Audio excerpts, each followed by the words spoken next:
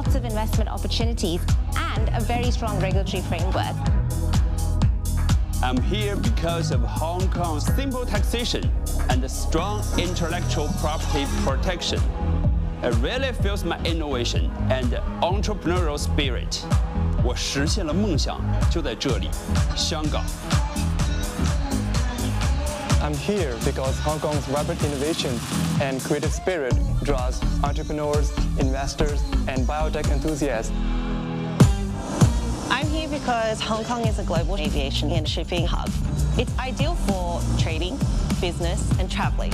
사랑해요, Hong Kong. I am here because it gives me seamless access to the Greater Bay Area and to the world. Hong Kong offers endless opportunities. I'm here because of the top-notch educational and medical facilities. My family love it here. ខ្ញុំចូលចិត្តអ្វីគ្រប់យ៉ាងនៅ Hong Kong.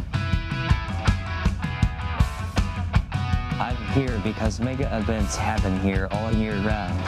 The dynamic art scene inspires my creativity. 我爱这个有活力的城市，香港。I am here because I can enjoy all the conveniences of a city and in just a few minutes be walking in the countryside. I'm here because Hong Kong is an international melting pot.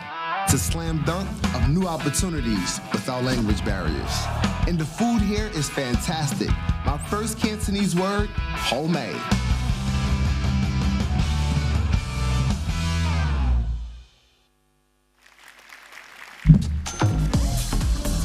We love Hong Kong. Can't wait to see you here.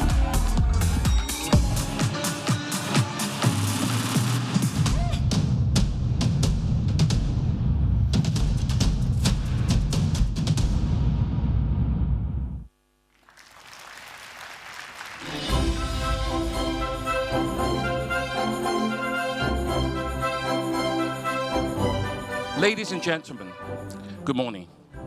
On behalf of the Labour and Welfare Bureau of the Government of the Hong Kong SAR, I would like to present a very warm welcome to all of you who are with us here today at the inaugural Global Talent Summit Hong Kong.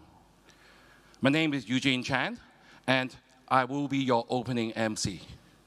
Now, I would like to invite the Honourable John Lee Ka-chiu, the Chief Executive of the Hong Kong Special Administrative Region, to the stage and to present the opening remark. Chief Executive, please.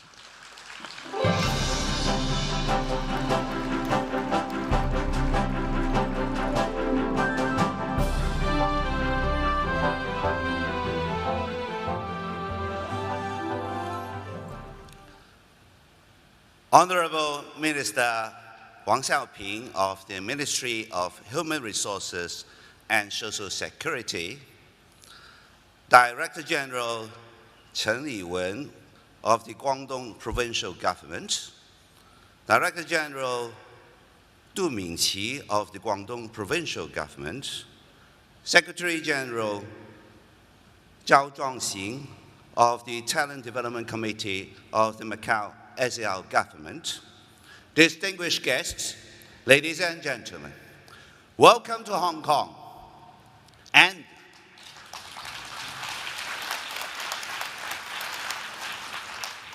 welcome to the inaugural Global Talent Summit organized by the Hong Kong SAR Government. And what an inaugural summit this is, with 3 high-powered, talent-driven events over these next 2 days. Today's International Talent Forum, tomorrow's Guangdong, Hong Kong, Macau, Greater Bay Area High-Quality Talent Development Conference, and running both days, a Career Connect Expo featuring nearly 100 exhibitions. Then there's you, the most important element of all. Each and every one of you. Some 1,000 participants from around the world are here for the summit. More than 2,500 others have registered for online participation. And Hong Kong is at the very heart of it all. The central government has always been the strongest supporter of Hong Kong. And of yesterday, I'm pleased to note, the mainland has expanded the talent exit endorsement. That means mainland professionals in scientific research, education, healthcare, legal practice, and other areas from Beijing, Shanghai, and 9 Greater Bay Area cities can travel to and from Hong Kong multiple times within the validity period of their exit endorsement. The new policy will make it more convenient for mainland professionals to travel to Hong Kong. It will also promote professional exchanges and reinforce Hong Kong's role as the country's international talent hub and gateway for Greater Bay Area professionals. My thanks to the Ministry of Human Resources and Social Security for its continuing support. My thanks to Minister Wang Xiaoping for leading a delegation to the Global Talent Summit. Why is talent significant to economic growth? Talent is the prime resource and driving force that boosts economic development and competitiveness. Strategic professionals generate the innovative ideas that lead to new and improved products, services, and technologies. Talent is also driven by hunger for personal growth, to excel in their fields and push the boundaries of their abilities. These elements are key factors in success, not just for professionals and their industries, but more important, the success of the overall economy. With much of the world working to revive economic growth in the post-pandemic global economy and amid rising geopolitical tensions, the search for talent has become a global phenomenon and a continuous challenge. Why Hong Kong? Why relocate here? Because Hong Kong is where talents get to thrive and grow in a world-class economy, in Asia's world city. Thanks to our one country, two systems principle, Hong Kong is bestowed with prime business prospects and far-reaching promise. Hong Kong is the only place in the world where the global advantage and China advantage come together in a single city. We have the foundation well in place to succeed. Hong Kong's institutional strengths include a world-class business environment, a simple and low-tax system, a highly open and internationalized market, and the free flow of information, capital, goods, and people. These strengths are buttressed by the rule of law and the long-standing common law system, which is similar to that practiced in many major international financial centers around the world. Alongside our international financial and trade prowess, we are emerging as an innovation and technology hub and cultural metropolis. Hong Kong was ranked first in Asia, second globally, among the world's top 100 emerging startup ecosystems, according to the latest Global Startup Ecosystem Report. Hong Kong, let me add, is much more than a city of businesses and skyscrapers. We have long been one of Asia's most livable cities. For newcomers, communication is never a problem. We have always been a bilingual community, a city where English and Chinese are official languages. It will only become even more multilingual as Hong Kong continues to thrive as an East meets West center for cultural exchange. Hong Kong is a splendid and diverse mix of Eastern and Western cultures, home to world-class arts and sports events. Hong Kong is also blessed with natural beauty. Some 40% of our territory is given over to country parks with endless hiking trails, stunning beaches, and even a UNESCO global geopark. And our location at the heart of Asia means you can get anywhere in good time. It helps too that we are an international aviation hub. Our healthcare services are world-class in quality, efficiency, and reliability. Hong Kong is also among the world's safest cities.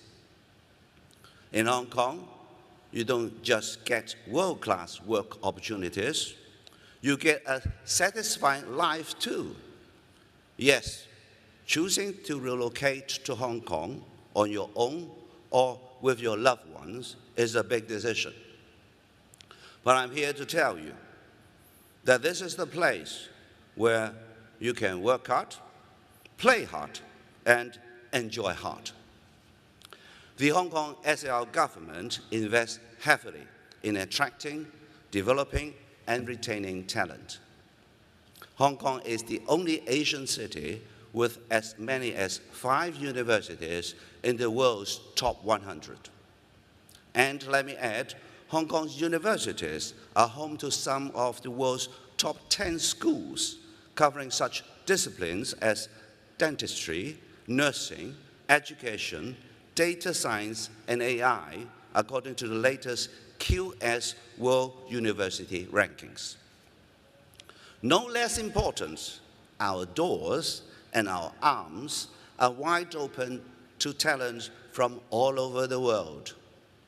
Since launching a series of talent admission programs at the end of 2022, we have welcomed more than 120,000 talents from around the world, talents who have settled in Hong Kong.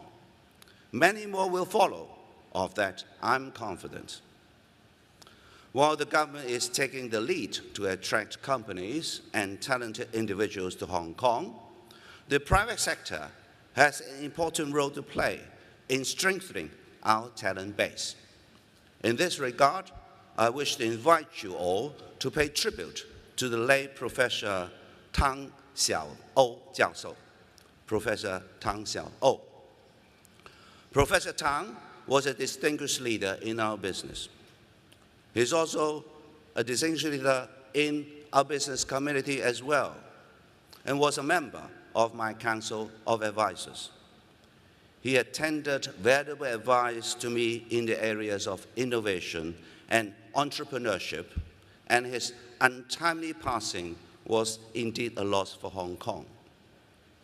A computer scientist and a pioneer in the field of AI, he was among the first few in promoting the commercialization of R&D outcomes in Hong Kong. Some of his outstanding achievements include the founding of the Chinese University of Hong Kong's Lab, and of course, the founding of Hong Kong's first homegrown unicorn to be listed on our very own stock exchange.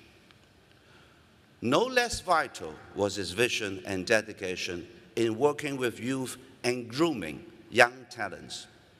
He mentioned numerous ideas and mentored numerous outstanding AI talents here in Hong Kong and on the mainland. Professor Tang's vision, determination, and leadership will continue to inspire us all. For the business leaders and educators among us today, we need you. If we are to nurture, attract, and inspire talent, if we are to take full advantage of the flourishing future here for Hong Kong and for everyone, we need your full support. Hong Kong Talent Engage, an office set up under our Labour and Welfare Bureau, is dedicated to creating targeted recruitment and publicity for strategic international and mainland talent. Talent Engage also provides a wide ranging of support services for incoming professionals, from job hunting, apartment and school searches, to banking services and networking. That includes, of course, the hosting of this inspiring summit just a few months after its own good launch. I'm pleased to note that the Talent Engage is working closely with like-minded partners in supporting talent. These partners include the Hong Kong Top Talent Services Association, the Hong Kong Quality and Talent Migrants Association, the Bay Area Economic and Trade Association, and the latest addition to the list, the Hong Kong New Quality Entrepreneur Union, established just yesterday.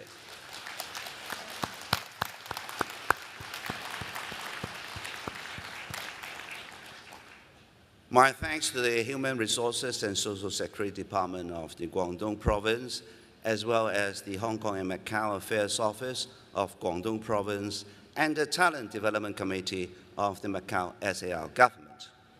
They are with us today and are also the organizers of tomorrow's Greater Bay Area Conference, the second edition, following last year's inaugural event in Guangzhou.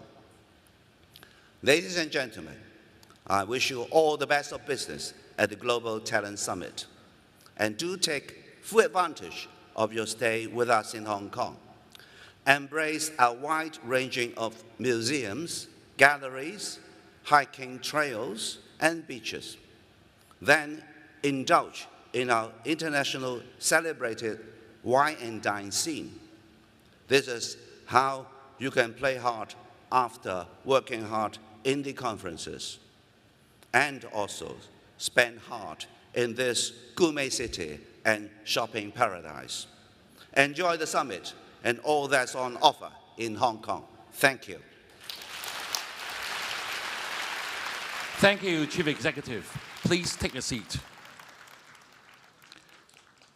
Ms. Wang Xiaoping, Minister of Human Resources and Social Security of the People's Republic of China, will give us a special address. Let's welcome Ms. Wang. 有请王部长。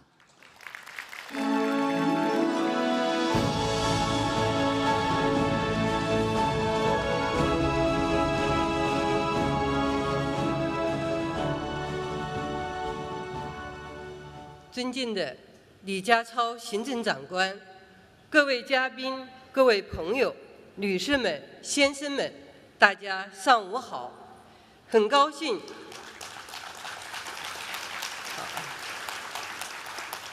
兴应李家超行政长官的邀请，来到美丽的湘江之畔，出席这次香港全球人才高峰会。在此，我谨代表中国人力资源和社会保障部对高峰会的举办表示热烈祝贺，向一直以来关心支持内地和香港经济社会发展的各位来宾、各位朋友表示衷心的感谢。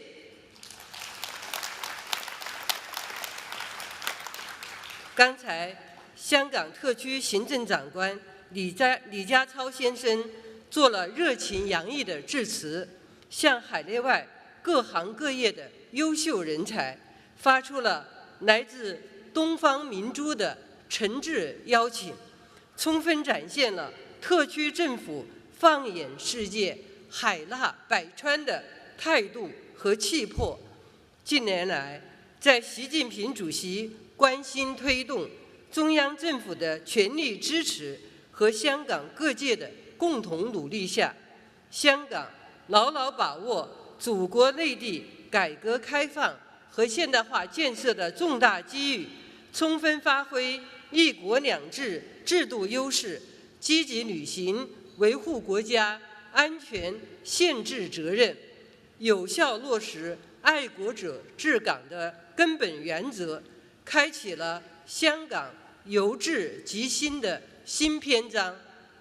香港经济蓬勃发展，国际金融、航运、贸易三大中心地位稳固，创新科技产业迅速兴起，自由开放雄冠全球，营商环境世界一流，各项社会事业全面进步，为海内外人才在港创新创业提供了前所未有的良好环境。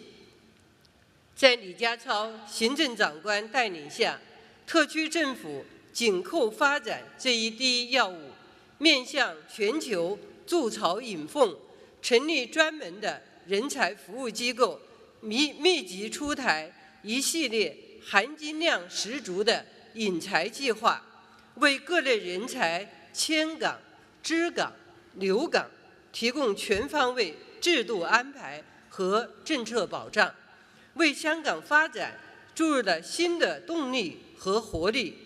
在瑞士洛桑国际管理发展学院发布的2023年世界人才报告中，香港人才竞争力水平在亚洲地区高居第2，也表明香港是全球人才奋斗瞩目的理想之城。女士们、先生们、朋友们，人才是经济社会发展的第一资源。习近平主席从实现中华民族伟大复兴的全局，深刻阐释了人才在推进现代化建设中的基础性、战略性支撑作用，对加快建设人才强国作出重大部署，明确提出聚天下英才而用之。近年来，中国政府持续深化人才发展体制机制改革，实施更加积极、更加开放、更加有效的人才政策，近悦远来的引才用才格局进一步形成。中国拥有世界上最大规模的人才资源，专业技术人才超过8000万，技能人才超过2亿，人力资源素质不断提升，接受高等教育的人口2.4亿，新增劳动力平均受教育年限14年，人才国际竞争优势稳步增强，研发人员总量和国际专利申请居世界首位。中国正在成为创新人才高度集聚、创新要素高度整合、创新活动高度活跃的全球人才高地，这也为支持香港打造国际人才新高地提供了坚实基础。中央政府十分重视香港在人才领域发挥的重要作用，全力支持香港同世界各地开展更广泛、更紧密的交流合作，吸引满怀梦想的创业者来港施展财富、施展抱负，特别是赋予粤港澳大湾区一点两地及新发展格局的战略支点、高质量发展的示范地、中国式现代化的引领地的战略地位，支持建设粤港澳高水平人才高地，吸引全球高层次创新人才、企业和科研机构集聚，带动湾区加快融入全球创新网络。这不仅为香港发展提供了强劲动能，也为香港深度融入国家发展大局、开创一国两制事业新局面提供了有力支撑。当前，中国正以高质量发展全面推进中国式现代化，将释放巨大的发展机遇。发展的中国需要世界各方面人才广泛参与，开放的香港张开双臂，欢迎全球的英才。人力资源社会保障部将围绕以人口高质量发展支撑中国式现代化，聚焦建设现代化产业体系和发展新质生产力，加大高素质创新型技术技能人才培养力度，构建具有国际竞争力的人才引进使用机制，推进高水平人才高地和吸引集聚人才平台建设，加快塑造现代化人力资源，同时推进粤港澳大湾区人才一体化发展，探索实行国际化的就业和社会保障政策，打造资源集聚的创新创业载体，促进公共服务便利融通，支持香港以更加优越的营商环境和干事创业的发展环境，引进人才、留住人才、用好人才，为香港的繁荣发展开拓新空间，增添新动能。女士们、先生们、朋友们，今天的中国已成为各方人才大有可为、大有作为的热土。今天的香港更是迎来了全力拼经济、谋发展的最好时期。站在新的起点上，我们愿与特区政府共同努力，为香港发展经济和改善民生夯实人才基础，续写“一国两制”新篇章，共创狮子山下新传奇。风正时际，自当破浪前行。我们相信，特区政府一定会继续用好背靠祖国、联通世界的独特优势，做好发挥自身所长、对接国家所需这篇大文章，吸引更多海内外英才在港大展宏图、兴业乐业，为建设更加美好的香港增智赋能，开创高质量发展新局面。我们期待海内外各行各业的人才以及工商界、学界等各界的朋友，更多走进中国，特别是走进香港，抓住并充分利用中国内地高水平对外开放和香港繁荣稳定带来的机遇，干事创业，成就梦想，为促进中国与世界各国共同发展，构建人类命运共同体做出新贡献。同时也希望内地，特别是大湾区人力资源社会保障部门紧密对接香港引才需求，在工作便利、职业发展、服务保障、优化环境等方面创新完善政策举措，为香港建设国际人才枢纽提供良好的助力，支持香港在融入国家发展大局中实现自身更好、更大发展。最后，预祝本次会议取得圆满成功，谢谢大家。感谢王部长。Ms. Wong, please take a seat.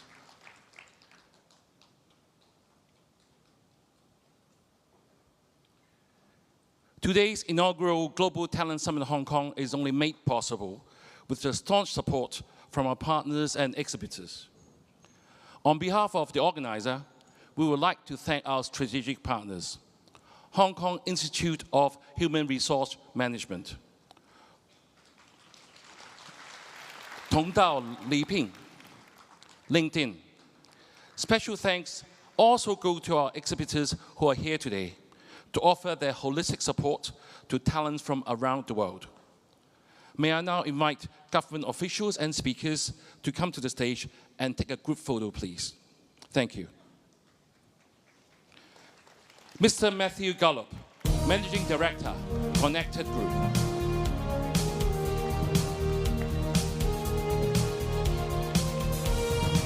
Mr. Sudesh T, Head of Diversity, Equity and Inclusion, Asia, Manulife. Ms. Fiona Ang, Managing Director, Asia Pacific LinkedIn.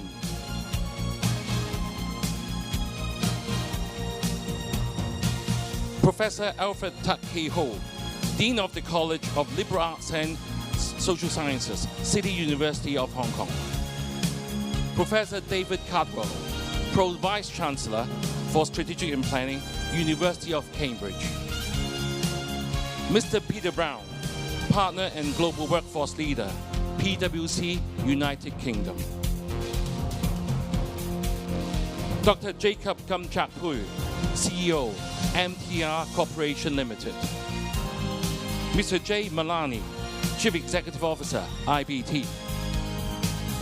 Mr. Eswin T, Chief Executive Officer and President, Big C Super Center Public Company Limited. Mr. Wang Fabing, Deputy Chief Executive, Bank of China Hong Kong Limited. Mrs. Fatima Al-Hydri, Director of Investment and Talent Attraction Department, Ministry of Economy, United Arab Emirates. Dr. Chris Maxwell, Co-founder, 10,000 Hours. Mr. Du Mingqi, Director General of the Human Resources and Social Security Department of the Guangdong Province. Mr. Chen Liwen, Director of the Hong Kong and Macau Affairs Office of the People's Government of Guangdong Province. Mr. Zhou Chongxiang, Secretary General of the Talent Development Committee of the Macau Special Administrative Region. The Honorable Chris San Yok-han, Secretary for Labour and Welfare of the Government of the Hong Kong SAR. Ms. Wang Xiaoping, Minister of Human Resources and Social Security of the People's Republic of China. The Honorable John K.C. Lee, the Chief Executive of the Hong Kong Special Administrative Region.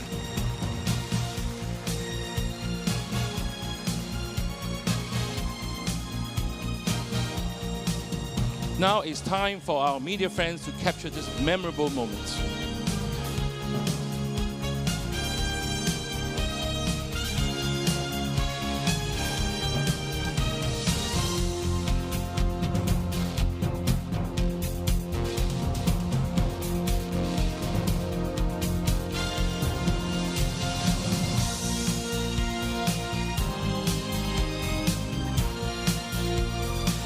Our heartfelt thanks to all our guests for officiating the Global Talent Summit's opening.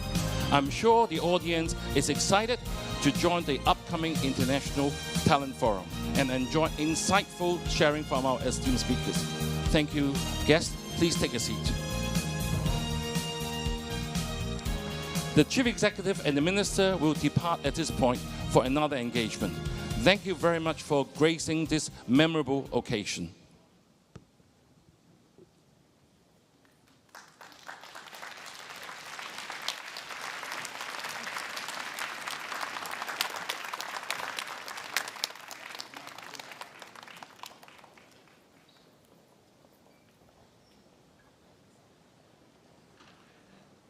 It's my pleasure to be with you all, witnessing the inaugural Global Talent Summit taking place in Hong Kong, showcasing Hong Kong's distinctive advantages and the charm as an international talent hub to the world. Now I would like to pass the floor to Patricia Young, who will be your MC for the rest of the day. Thank you.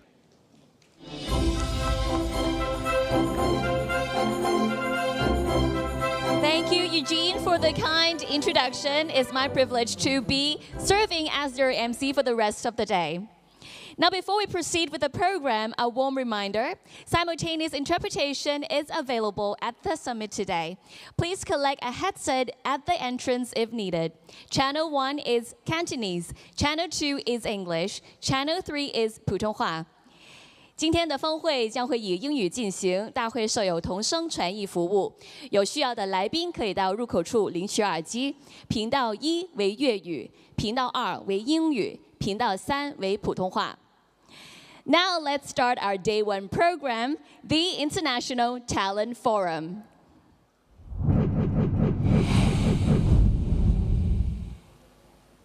The first keynote speech is titled Access to Global Talent, Empowering Economic Success. Before inviting our speaker onto the stage, let's watch the following video together.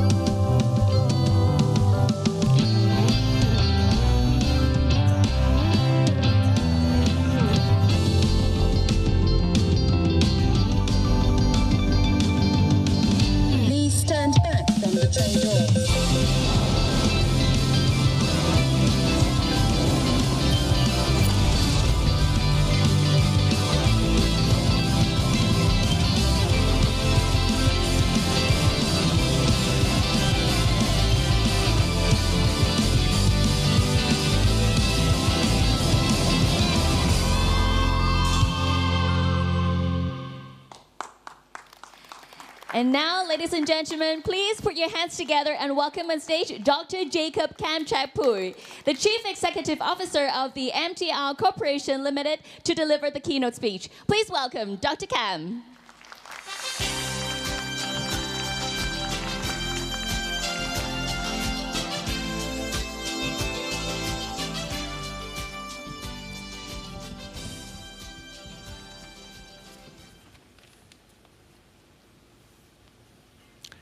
The Secretary for Labour and Welfare, Mr. Chris Sun, Director of Hong Kong Talent Engage, Mr. Anthony Lau, distinguished guests, ladies and gentlemen, good morning. I'm honored to be here today at the Global Talent Summit, where we come together to discuss how to access and leverage global talent in order to drive economic success. As a Hong Kong company, MTR takes pride as an ambassador enterprise in Hong Kong's super connectors role. In the last 45 years, we have become a company with business presence not just in Hong Kong, but in the mainland of China, in Australia, and Europe. We have seen the benefits of having access to a global talent pool. We remained committed to attracting global talent, fostering community development, and thereby driving economic growth. In the next 15 minutes or so, I'll share with you MTR's experience in growing our talents. In 1979, the first MTR line started its service in Hong Kong. Since then, we have been striving to grow the communities that we serve with caring, innovative, and sustainable services. Our purpose, to keep cities moving, is not only about mobility, but also about supporting Hong Kong and the cities we serve to make advancements, to grow, and to continue to improve our urban lifestyles. This is also the guiding star for our talent development. I'm sure that you're familiar with our Hong Kong railway network, which has now grown to 271 kilometers and serves over 5.5 million passenger journeys every weekday. Last year's heavy rail's passenger journeys on time reached the historical best at 99.98%. You may also know our property business, which now manages over 120,000 residential units, serving over 300,000 residents. These units were developed as part of the Rail Plus property model. We also manage 16 shopping malls, which serve over 1 million customers every day.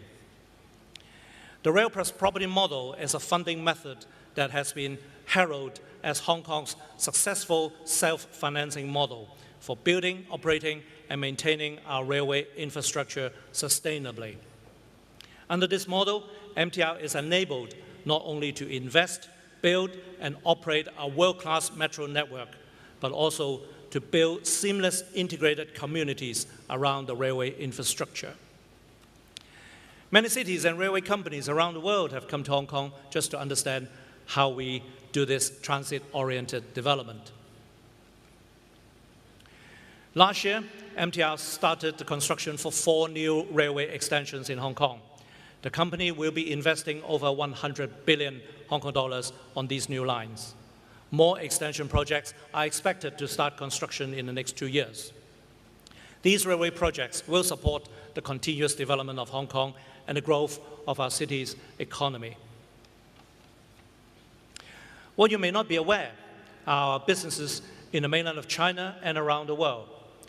Today, we operate railway services in the mainland and in Macau, the United Kingdom, Australia, and Sweden, managing a total of over 2,000 kilometers of railway lines outside of Hong Kong.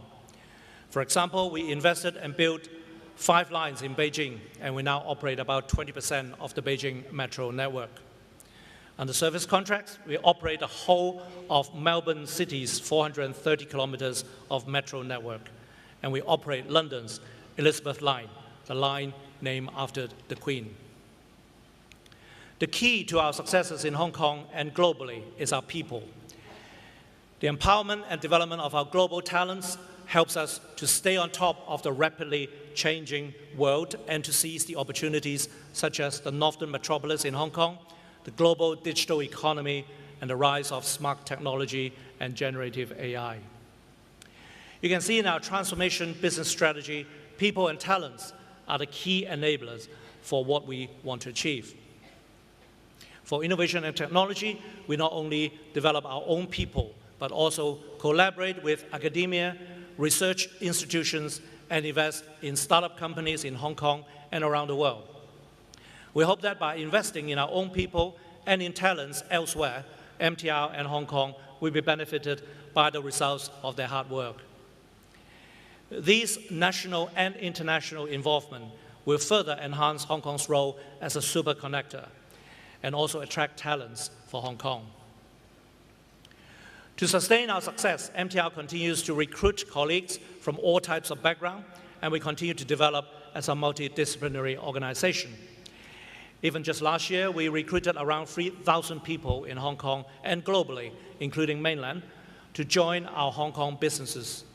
These new staff will include people from ethnic diverse communities and people with disabilities.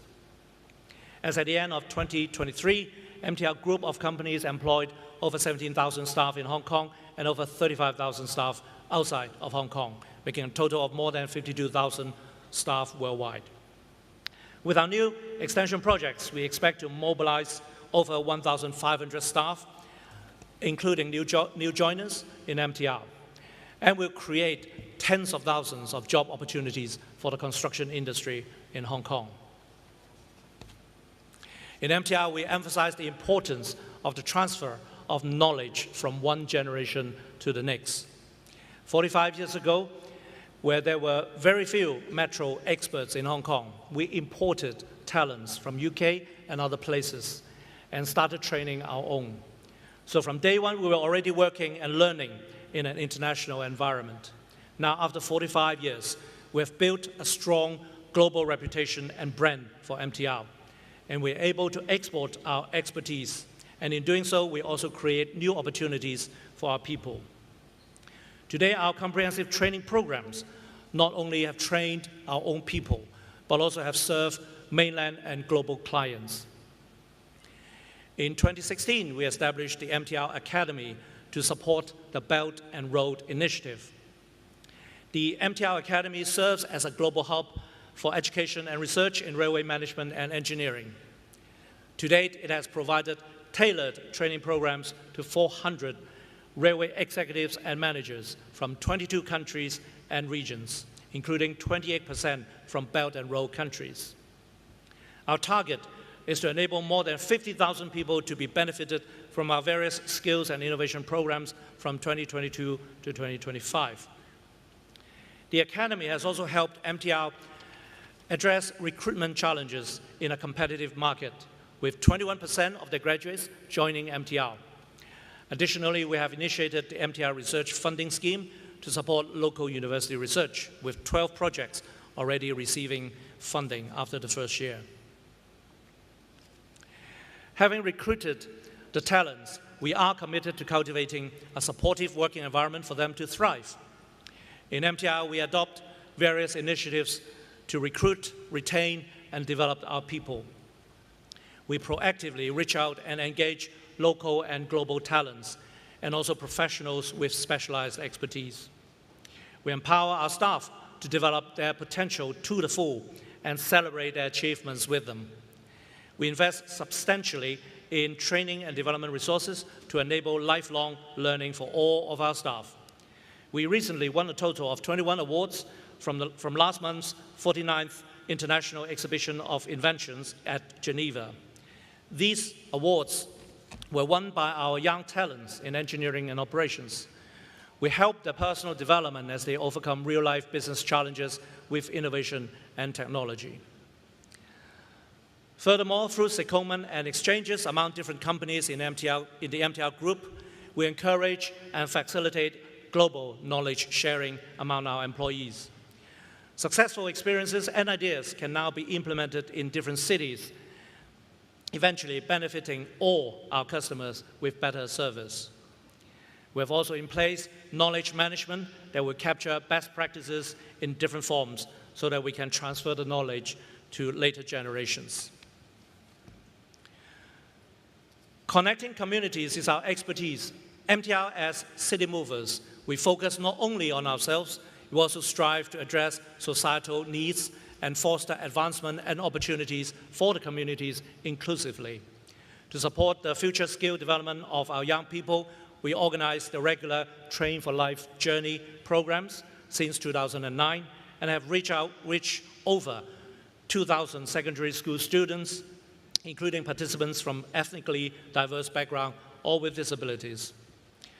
To promote the creative industry in Hong Kong, 2 of our graduate talents launched in 2022 a new retail business called Louder. Louder enables local artists to showcase their design and handmade products in the MTR shopping malls. Furthermore, MTR has been supporting government's talent policy and taking part in initiatives for attracting global talents and offering opportunities to young people.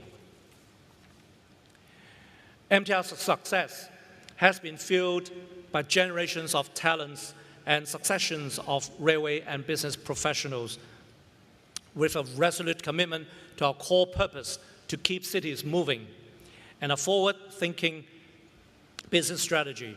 We are dedicated to attracting, engaging, and nurturing individuals to join us as city movers.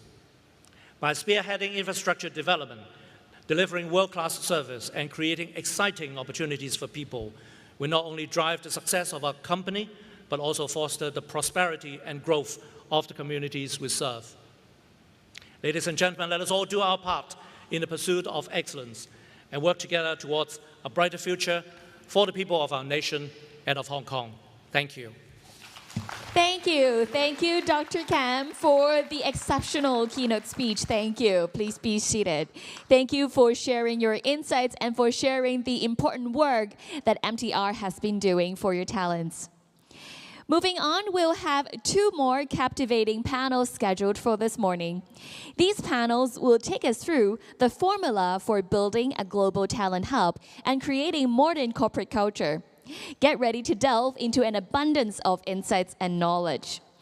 Well, before we invite our esteemed panel members to the stage, I would like to remind our audience to also participate in the Q&A session by scanning the QR codes on both sides of the screens right now. You can submit your questions by scanning the QR code, and moderators will bring your questions to the panel at an appropriate time. Now, without further ado, we're going to start our first panel. And the discussion this morning with the topic will be Building a Global Talent Hub, the Formula for Success. The panel will discuss key issues including how global talent hubs in the rest of the world are shaping their talent attraction and retention strategies, international talent flows, demographic shifts, and cultural trends among global talent hubs. Current and future opportunities Hong Kong offer to talents, including efforts and policies by the Hong Kong government to attract and retain talents. Insights from global counterparts, best practices, and strategies for Hong Kong's talent ecosystem. At this panel, we're delighted to have the following experts with us. Please welcome Ms. Fion Ang, Managing Director, Asia Pacific, LinkedIn. Please welcome.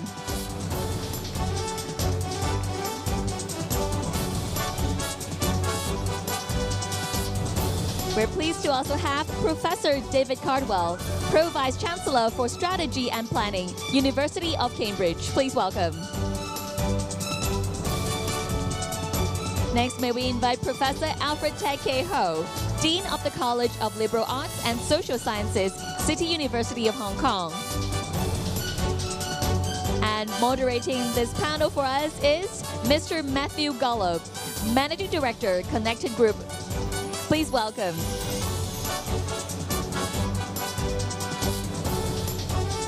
Welcome again to our esteemed members of the panel, and over to you, Matthew. Thank you very much. Thank you all for being here. As has been introduced, this panel is about the formula for success. And we've already heard from Chief Executive and Dr. Kam that an inflow of diverse talents is key to sustainable economic growth and success, which is a globally recognized formula. So with stiff competition worldwide, how do metropolitan cities maintain their status as global talent hubs? That's going to be one of the things that we're going to be discussing. And we'll also look at the critical elements and strategies necessary for cultivating and maintaining a global talent hub. And then we zoom into how Hong Kong can continue to evolve its approach by leveraging its unique advantages and benchmarking best practices. So our panelists today, I'm just going to briefly introduce. We have Fion Ang, who's the Managing Director, Asia Pacific for LinkedIn, based in Singapore, where she leads the company's business strategy throughout the region. So her role drives LinkedIn's vision of creating economic opportunity for every member of the global workforce in the APAC region.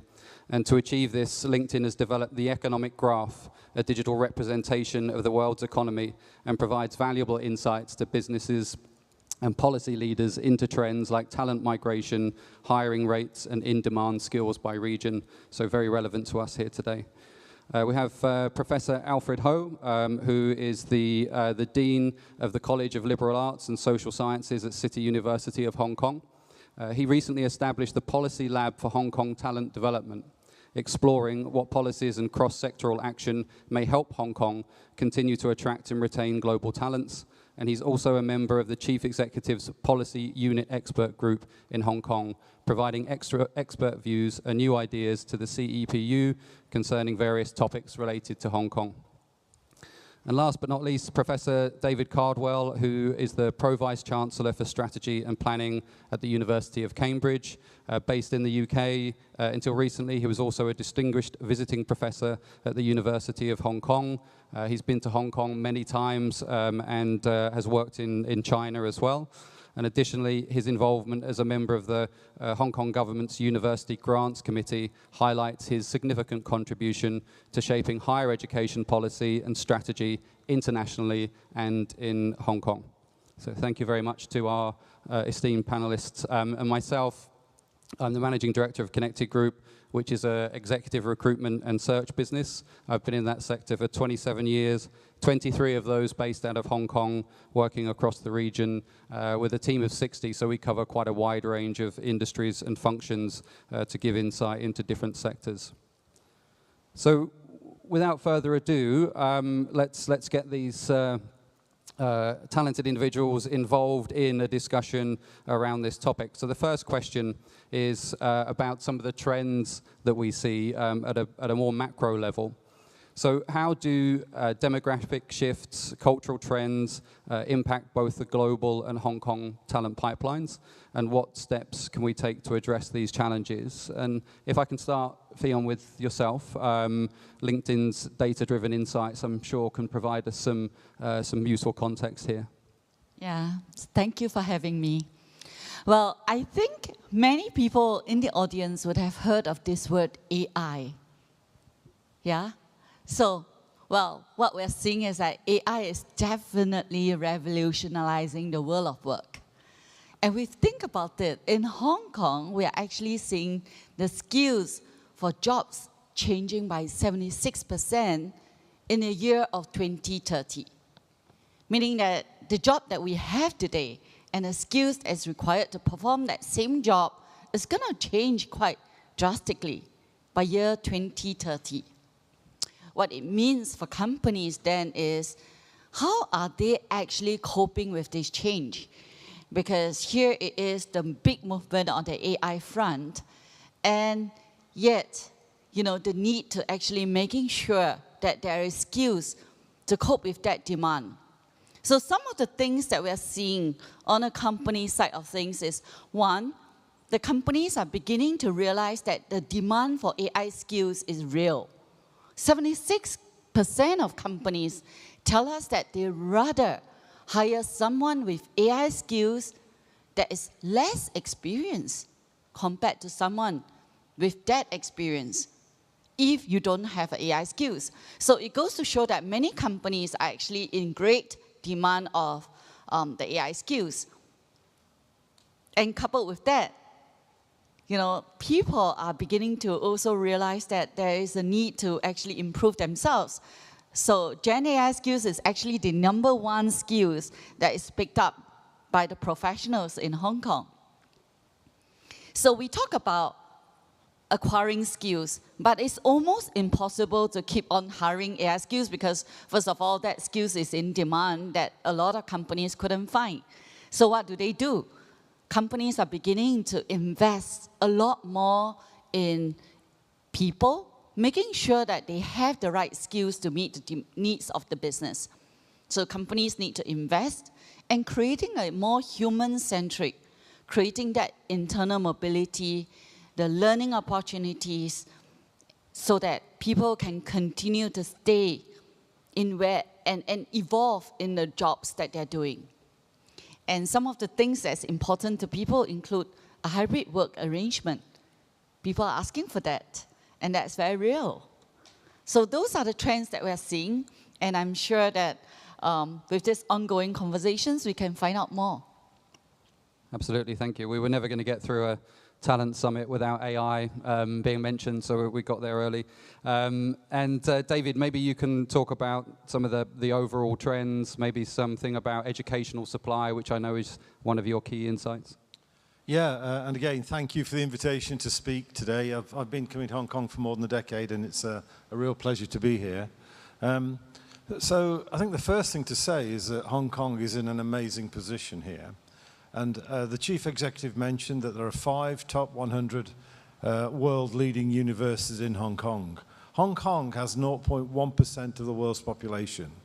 In terms of quality of universities compared to per capita, Hong Kong is punching 50 times above its weight. And show me another country in the world where you get that kind of leverage. It's pretty extraordinary. But my view is that it's not just about universities. I think this is a holistic way, or should be an holistic way, of developing talent. And that talent doesn't begin when students enter university. It starts at primary school. Lifelong learning and early age contributes ultimately to your pool that you will admit to your universities. And your universities need to take the best of local talent and to cultivate that so you retain it, or you're more likely to retain it at the end, balanced with some leading international scholars and educators. And getting that balance right, I think, is fundamental. It raises standards, people aspire, innovation naturally comes from this, and you have an inclusive society. Fion mentioned that AI is the latest buzzword. We get questions on that all the way. But my view, if I'm being completely honest, is that an integrated education is a lot more important than challenging one bit of it that may be popular today but less popular next week. So before AI, it was computer science. Before that, it was electrical engineering and electronic engineering. Before that, it was civil engineering. So I've got this image of young people herding themselves around different subjects simply because they think it's popular. I think an integrated education where you can turn your attention to everything is a lot more important than that. So Hong Kong has the ability to start very early, to do better in attracting international talent for study and for teaching. And there's data in the UK that suggests that academics fail to produce their best work after the age of 53. So there's absolutely no hope for me. So if I wanted to invest in a world-leading educational and technical economy like Hong Kong, I'd be plowing my resources into young people who can change the world, young people who can transform research and education, young people who, quite frankly, have got some serious problems to address. Global warming, climate change, an aging population, and guess what? We've just had a pandemic. It's these young individuals that are going to be solving these problems. And I think Hong Kong is extraordinarily well placed to do that. And the final point I want to make was, who could have not been impressed by Jacob's presentation about MTR? You know, what a global company that's making an impact on so many continents. That is transformational. I mean, that is a jewel in Hong Kong's crown. We need more initiatives like that coming out of Hong Kong. Thank you. Great, excellent. Thank you, David. I've just realised I've got, absolutely. I've just realised I've got 3 years left if I want to contribute any of my time to research. Yeah. Alfred, I'm sure that you can add some observations, not just to supply, but also I know you're passionate about retention of talent after graduation and maybe some of the actions that Hong Kong can take. Well, first of all, thank you, Matthew, for inviting us also to come here. And I was also about to say that I only have a few more years to catch up with my research before I turn to be useless. However, I think Hong Kong is in a very good position now to really attract global talents. First of all, Hong Kong government has been very successful for the past year in attracting global talents. There's many good, successful talent schemes that have attracted tens of thousands of new talents to come to Hong Kong. And so that is very good. But I really like your question that you asked, how to retain them. And so again, thanks to Ms. Xu Meng, who is in the audience, we have established a policy lab on global talents development and retention. And so in our research, we find that there are several factors that are very important. First of all, I think Hong Kong is in a very good strategic location. We have the language background. I think right now we're talking English, but we have simultaneous translation. Hong Kong embrace English, Mandarin, and Cantonese. And so I think this is a very good environment, and we should continue to emphasize that environment. I think also we are in very good position to retain talents because we do have very good educational opportunities. I think Professor Caswell mentioned that education is very important. I think we are in a good position to encourage continuous lifelong learning with all the education opportunities and also very good international schools here. Absolutely, thank you. And really what we're going to move on to talk about is how do we benchmark Hong Kong, where it is right now, how are global talent hubs in the rest of the world shaping their talent attraction and retention strategies, and where does Hong Kong have this opportunity to excel? So we've talked a little bit about that around education. If I can just stay with you, Alfred, and with your own story of coming from across from the US to Hong Kong, and your understanding of some of these wider trends, how would you reflect on that? Yeah. So personally, I came back to Hong Kong in 2021 after spending many years in the US. And so I could share a little bit from my own experience, what I experienced in the US. But also in my university, City University of Hong Kong has been ranked #1 in the QS ranking in internationalization. So we actually have a lot of colleagues who are coming from all parts of the world. And so based on their experiences and also our research, we find that actually Hong Kong could still be, could do better, but I think we are doing really well. In my own experience, I find that there are several factors that are very important, and we should continue to brand it out more. One is, in fact, is what the chief executive has mentioned. We have the one country, two systems. And I think the world needs to know that more. Some of my colleagues in Europe, in other parts, they now understand that Hong Kong is part of China. But they don't quite understand that, oh, it's one country, two systems. And so we have a lot of unique strengths that we need to brand it out further. I also think that we need to embrace more diverse cultures here. We are now talking about One Belt, One Road. I just visited Saudi, I just visited Qatar and South Africa. There are a lot of good opportunities, and Hong Kong is in very good position to embrace all this. That means we need to continue to encourage that kind of multicultural environment, welcome them. And I think one thing I would like to emphasize, I think US has been doing really, really well, and Hong Kong could do even more, is welcoming people like you, Matthew. Right? In the US, one thing they are very good, and that's why they are #1 in talent attraction on different accounts, is they welcome people who are willing to contribute to the community, regardless of their ethnicity, gender, etc. And so Hong Kong has that potential, and we should welcome again people from different ethnic backgrounds to contribute to our community. That's great, thank you. David, maybe any other examples from you and any statistics that you can bring to bear on this? Yeah, absolutely. I've got a few general comments to make to begin with. So as far as I can see it, and I mean, I know Hong Kong well now, is that Hong Kong has potential. But at the moment, that's all it has. We need to find ways that turn that potential into reality. The immediate obvious comparator for me is Singapore. And Singapore seems to do quite well in attracting and retaining talent. But for many reasons, Hong Kong should be doing better. I think Hong Kong can do better, and I think it can offer a lot more than Singapore, but I think there are a number of things that need putting in place. So as a member of the UGC, I can honestly tell you that committee consists mainly of overseas academics, mainly vice-chancellors from leading international universities across the world. And UGC has an ability to make good decisions quickly. And the chief executive is completely behind Hong Kong universities. And the amazing thing for me is over our last 3 meetings, we've been able to make really substantial decisions. So significantly increasing research funding for Hong Kong universities. That decision took 3 months. In the UK, it would probably be 5 years, and then we'd conclude on an income cut. There was a concern that PhD student demand was outstripping supply.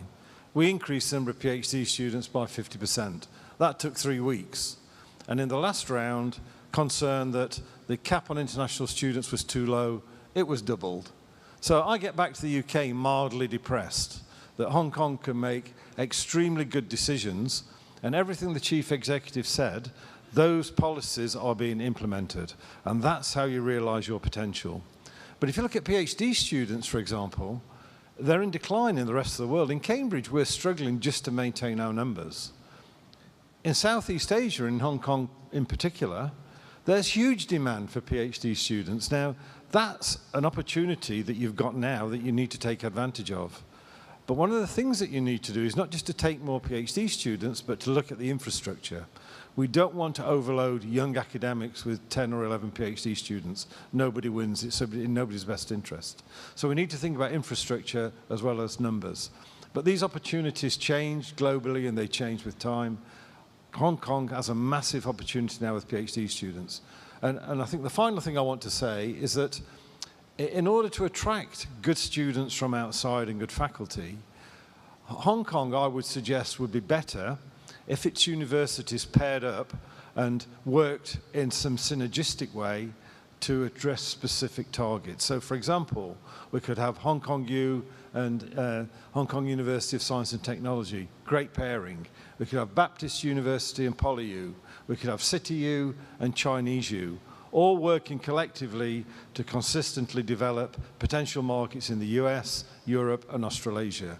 And if we could do something like that, Hong Kong's fortunes could change overnight. The UK Premier League, the Indian Cricket League, is very high profile amongst many young people who want to come to Hong Kong. So we use those marketing opportunities. So I think there's a lot more that can be done. We're going to need to think radically, but a lot of it's about taking advantage of the opportunities that present themselves now and not what you think they might be in the future. That's great. Thank you, David. Great insights. And Fionn, looking across the region, I guess is your purview. You see a lot of this data about how different organisations are reacting to the talent challenges that they face. What do you see as the trends within that, and how do you see Hong Kong operating within the region? Yeah, coming to your question about the Global Talent Hub, it's interesting that when you look at attracting and retaining talent, it is always how the government, companies, the talent, education institutions are working together in order to make it a talent hub, in order to make it an attractive place. So the government policy that is in place to help encourage the upskilling, identifying what are the needs out there, and making sure that funds are available, skills upgrade is available for its people. When it comes to companies, I talk about how companies need to be aware. What does it take to retain your people?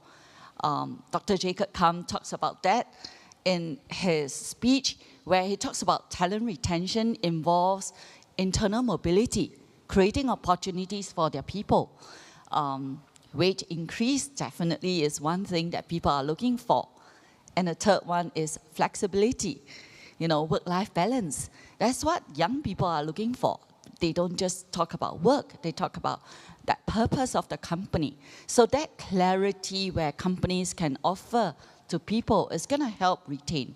And lastly, institutions, the role of education sector to help make sure that opportunities are given to people to grow and be able to land a job.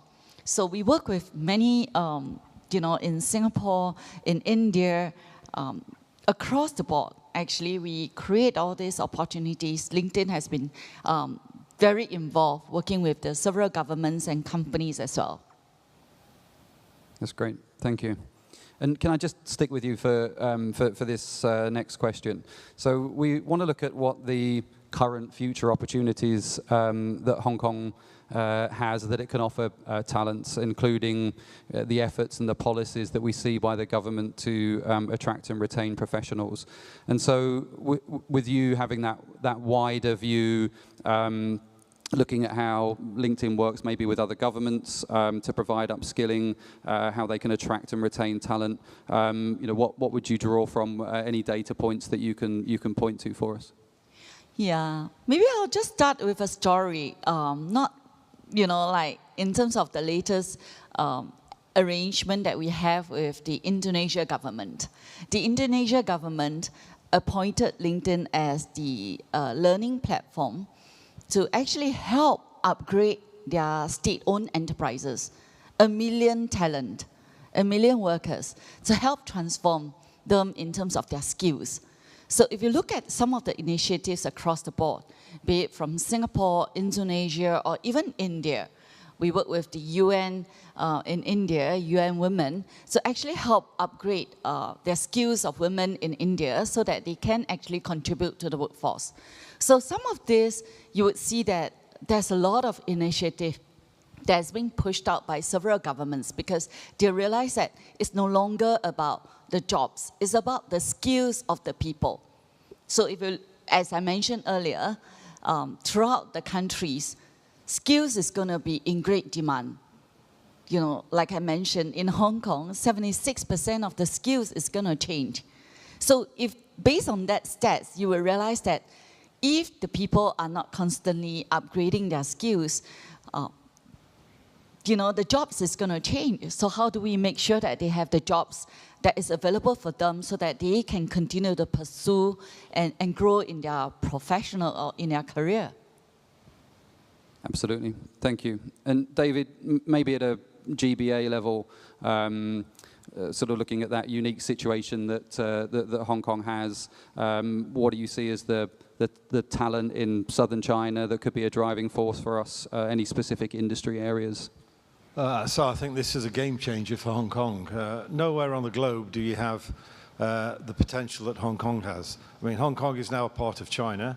You've got that enormous resource, but in particular the geographical location, excellence in terms of universities in Hong Kong, all localized in a very small area. I mean, you could argue Singapore has something similar, but not quite so many universities. You've got Macau with established universities there, Guangzhou as well, and innovation.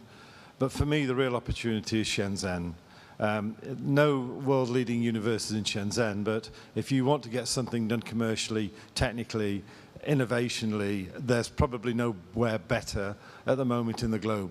Every time I go to Shenzhen, the building I marveled at during my last visit, I no longer marvel at because another building's been put in its way.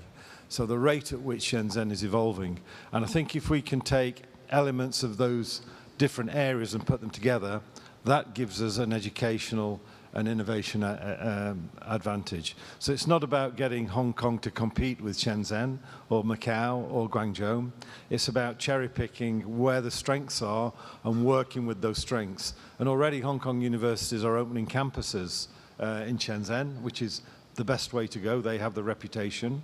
And we've got to continue to build on that. We've got to communicate that. And it's got to be enabled by mobility, and the chief executive announced that that's exactly what's happening. It's going to be easier for leading academics and researchers, technologists and innovators to come and work in Hong Kong and vice versa. So remove the bureaucracy, and then in addition to that, financial incentives to make the whole much better than the sum of the parts. And it comes back to this potential word, but it is unique potential. There is nowhere else in the world where this could be achieved. If we can bring international partners in as well, for me, that would be the icing on the cake. We just need to find a better way to increase the international contingent of this extremely exciting, innovative thing that's about to unfold. It's going to be hard work, but we just need to think it through better. But, tremendously exciting, however you look at this. That's great. Thank you. Alfred, maybe just to close that question at a local policy level. So how do you see the current policies impacting the market? What do you think should be the ongoing focus for those to ensure sustained success? Well, first of all, I really appreciate the questions also about the policies, because I think policies really matter. I've been working in several projects with the Federation of Hong Kong Industries, the Textile Council, and also some of the cultural industries lately. When I talk to some of the business people, leaders, they mentioned that we want to do more, like sustainable development, sustainable fashion, cultural industry, but they need the policies to move first. And so Hong Kong is in a very good position to do that. I agree also with your point about the importance of bringing that potential into reality. And Hong Kong is well positioned in several ways. Number one, we do have very good research, and Hong Kong government lately just emphasized a lot on applied sciences. In my own university, in City University of Hong Kong, we just established something called Academy of Innovation. President Freddie Boy from Singapore initiated this in our university, emphasizing that it's important to bring the research into industries and focus on innovation and applied applications and sciences. And so we are working with industries, and with that, I think Hong Kong will be very good to bring the academic and the industry together. Let me also emphasize one thing. In some of the policy discussion, people talk about Hong Kong only have very little manufacturing, 1%. We may increase to 5%, right? But I think that figure is not totally complete.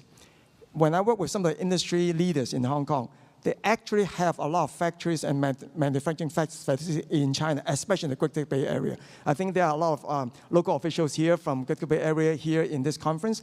In fact, we have very close linkage. And so the fact that we're in Hong Kong, we have the finance, we have the education, we have the logistic management, but then we have the factories and manufacturing in the Greater Bay Area. Students, researchers here will be well positioned to bring into that network. And so we should welcome and also encourage more investors to come to Hong Kong.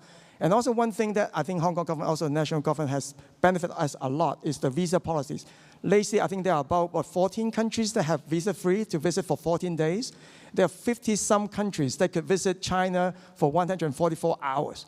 And so imagine companies from many of those countries could come and establish offices in Hong Kong, travel to China for 6 days, 14 days, do the research, do the business negotiation, come back to Hong Kong and go outside to the world to expand the businesses. I think Hong Kong is well positioned to do that, and so I'm very excited about all these opportunities. Yeah.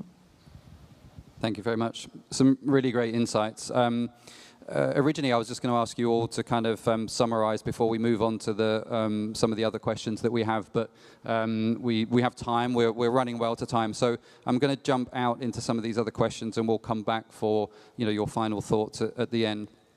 One of the questions that we have from the audience, and in my profession, this is a frustration that I hear a lot, is many overseas young, experienced professionals wish to search for job opportunities in Hong Kong, but don't speak Cantonese or Mandarin.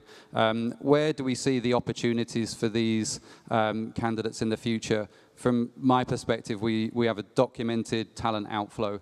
We have a declining workforce in terms of size because of aging population.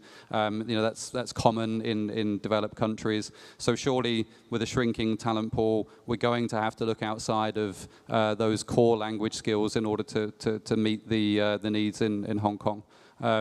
Alfred, I know this has sort of been something that you've touched on before. Maybe to you first. So first of all, I probably could say this since I'm a local Hong Kong, grew up in Hong Kong, I'm back in Hong Kong.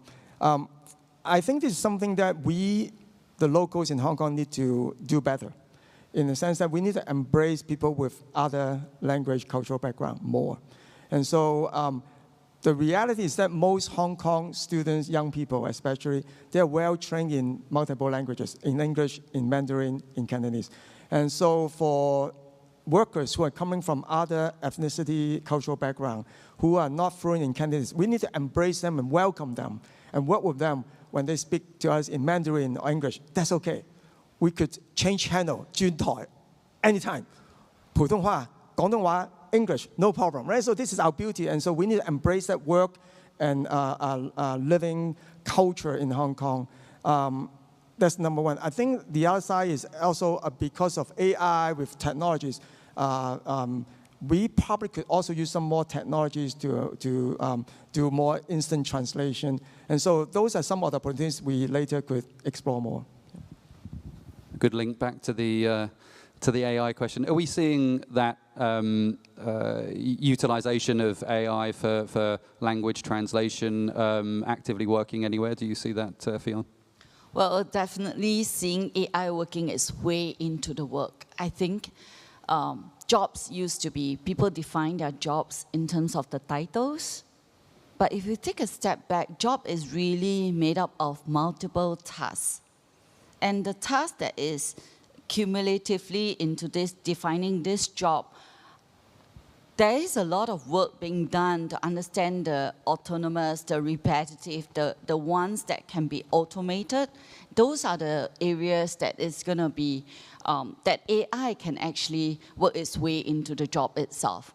And, you know, interestingly, some of the top AI skills that is being seen is actually in creative writing, in communications.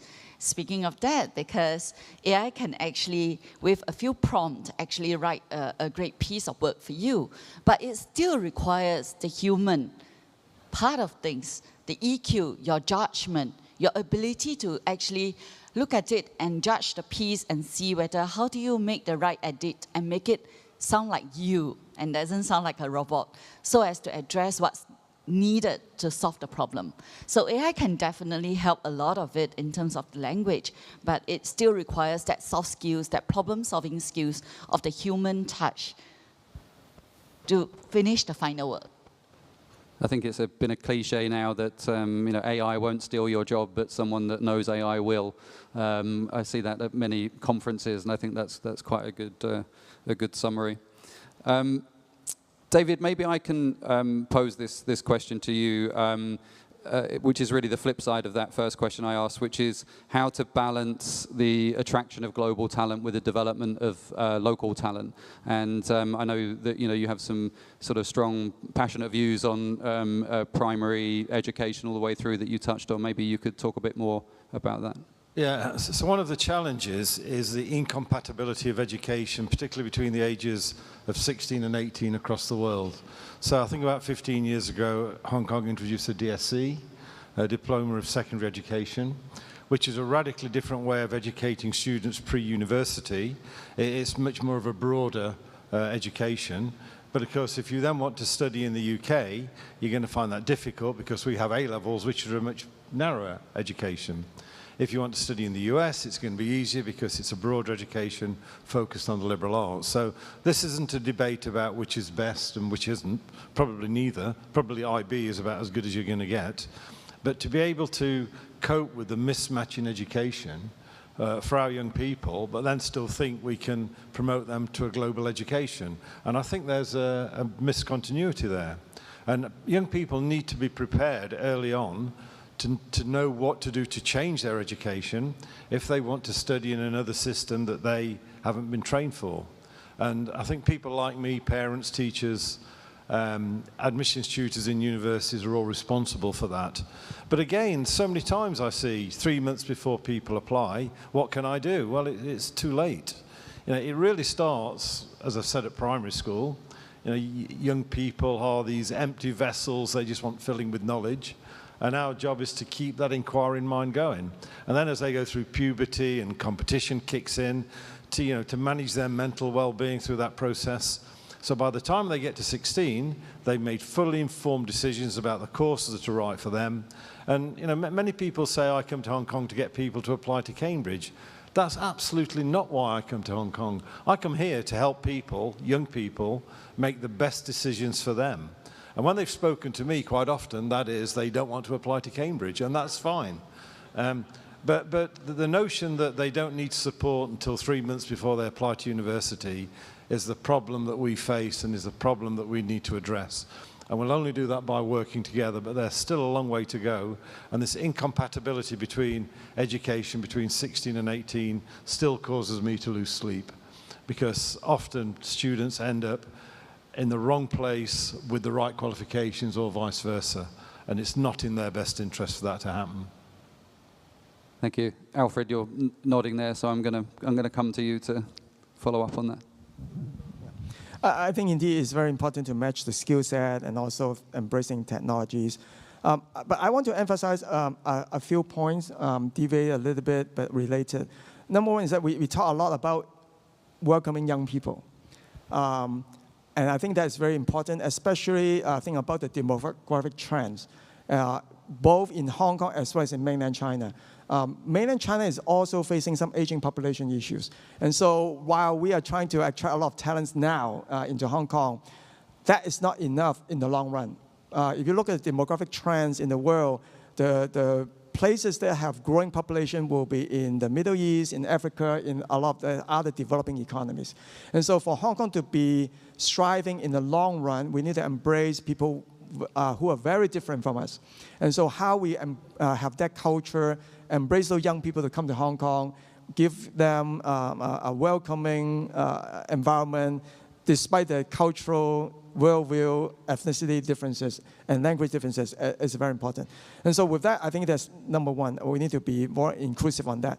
But at the same time, we're going back to some of the earlier points about welcoming young people. I think it's also important for us to recognize that we are all getting older. I mean, many societies are getting older. And so how to actually also get the older generation to work with younger generations, to have that multi-generational mentoring is very important. We have some experiences that they don't have, and so we can help them. And also, I think from a longer perspective in terms of talent development as well as technology development, how we embrace what I call inclusive smart city is very important. Meaning that in these, there will be some population groups who may not be tech savvy. And we just need to embrace that. And so that means we still need human touch interaction to help them. And so how we embrace that and use our talents to let them use the technology or services without knowing that they're actually using technologies. And so I think that's the future that we could embrace our young people, encourage our young people to think about how to work across generations in Hong Kong, and also across ethnic groups in Hong Kong. I think I'll just add that, we talk about education and we talk about the young people. Actually, what we see on the platform is also quite revealing, that actually on every day, there are 200,000 hours spent on the LinkedIn Learning platform. And Gen Z form a major part of it. In fact, in 2030, 56% of our workforce is going to be Gen Z. And they spend a lot of time making sure that they are actually kept up to date on the latest skills that they need to acquire. So they are well aware that the formal education is one part of it, but the ability to learn and reskill and acquire new skill is going to be essential because the world of work is changing very quickly. I think that's important. It's sort of a democratization of learning, right? Is that nobody has those barriers and you don't have to wait for somebody else to teach you anymore because it's available to you. Just conscious of time, so I'm going to draw us back to a closing comment. So based on the insights that we've gained from this discussion, all those global benchmarks that you have, one or two key priorities that you would say to help enhance Hong Kong's talent ecosystem. Fion, maybe I'll start with you. Well, I'll start with saying that AI is real, and I think it's going to be part of how we think about work itself. Like, work is made up of several tasks that AI will have an impact on how it works its way into automating some of the work that we do every day. So I think it's essential for every one of us to understand how AI is going to impact us. So the top skills, from creative writing to jobs that you think won't be impacted by AI, all of that is actually some of the top skill that is being displayed right now by this profession. So that's number one. Number two, I think the need to keep on acquiring new skills is going to be important from each individual. And thirdly, for companies to keep on investing into a human-centric, creating opportunities, because it's not enough to acquire and hire new people. You will run out of the people that you can hire. So the need to retain, retrain, and create opportunities for your people is going to be important. So that together, when all these work together, you can actually truly create a global talent hub. Great, thank you, Fion. David? I come back to a point I made earlier, and that is that things like pandemics don't recognize borders. The problems that we have to solve on a global basis. They're worldwide problems.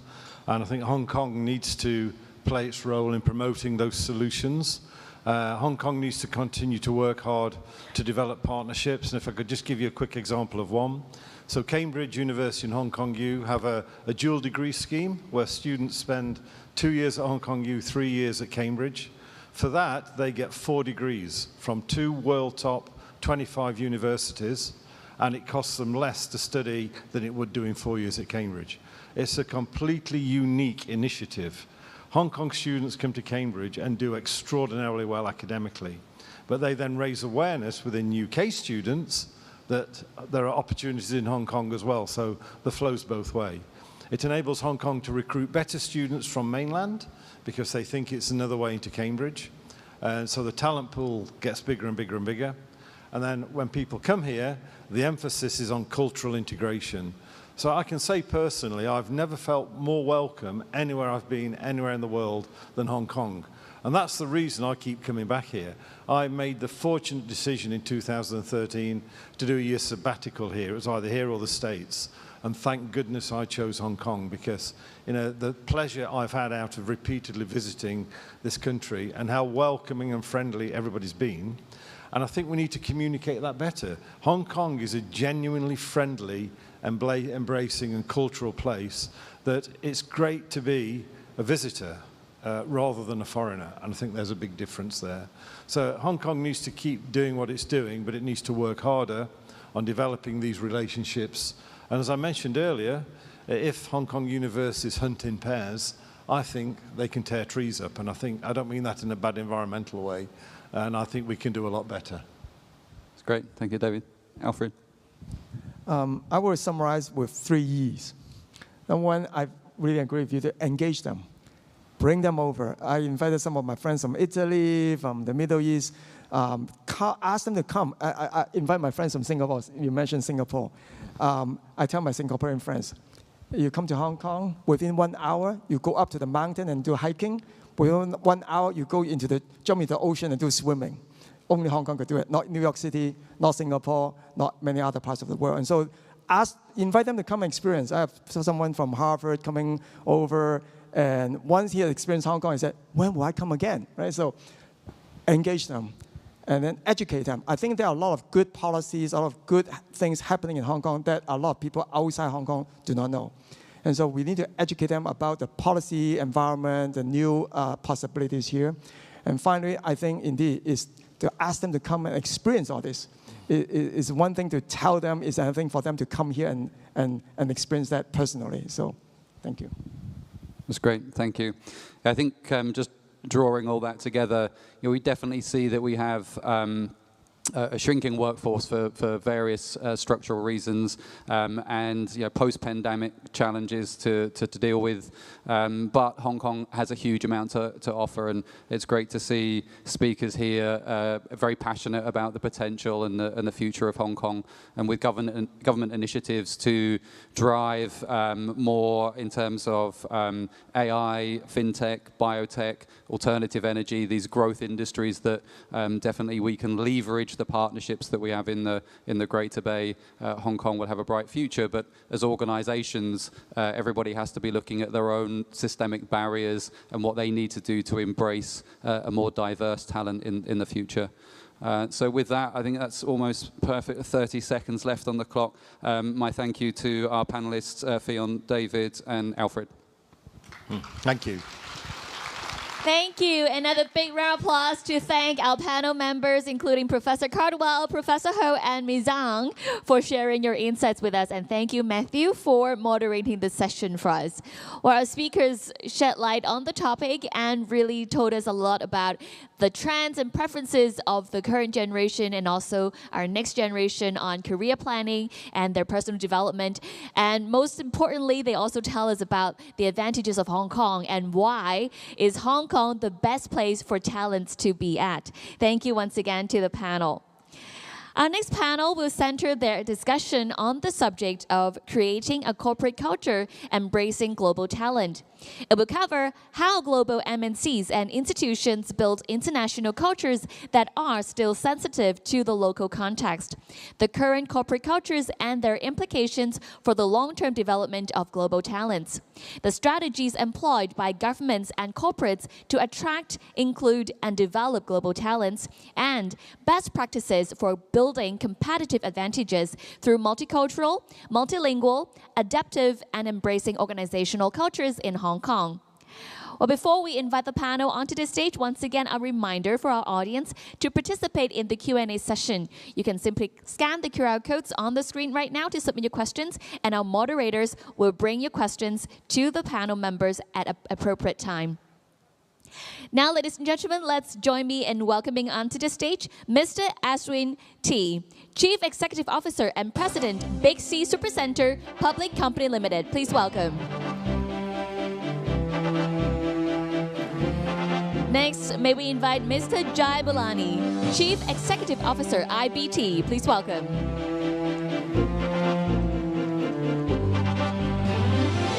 Now may we invite Mr. Peter Brown, MBE, Partner and Global Workforce Leader, PwC United Kingdom. Please welcome. Now please also welcome on stage Mr. Wang Hua Bin, Deputy Chief Executive, Bank of China, Hong Kong Limited.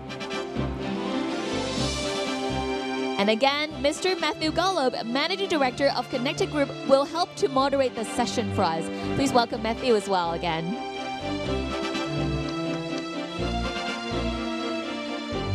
Now our guests are ready, and the stage is yours, Matthew. Thanks again. Okay, me again. Maybe I should have changed outfits so that I look different this time. This session, we are looking at creating corporate culture. So we are, moving from a slightly more macro view down into how do we embrace global talent at an organizational level. So for global talent to flourish long-term in a city, a genuinely inclusive, supportive infrastructure and corporate culture is vital. So this panel will examine how corporations and institutions are cultivating unique corporate cultures that foster belonging in order to attract and retain global talent. Additionally, this discussion will highlight the significance of a positive, sustainable culture in driving organizational success and underscore Hong Kong's ambition to be a vibrant, welcoming hub for a diverse pool of talent.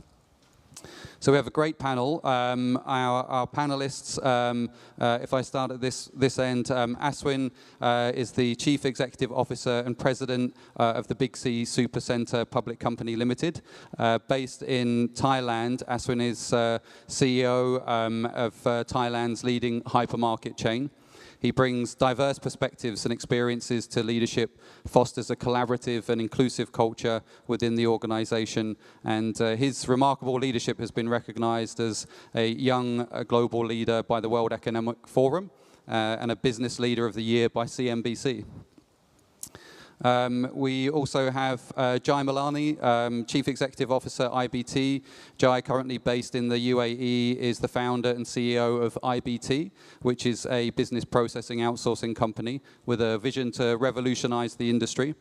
Whilst IBT has become a top BPO company in the region, Jai's leadership has also been recognized with the CEO of the Year award this year, and it's under his leadership that IBT has grown into a vital pillar empowering businesses across the UAE to thrive in a dynamic and competitive market.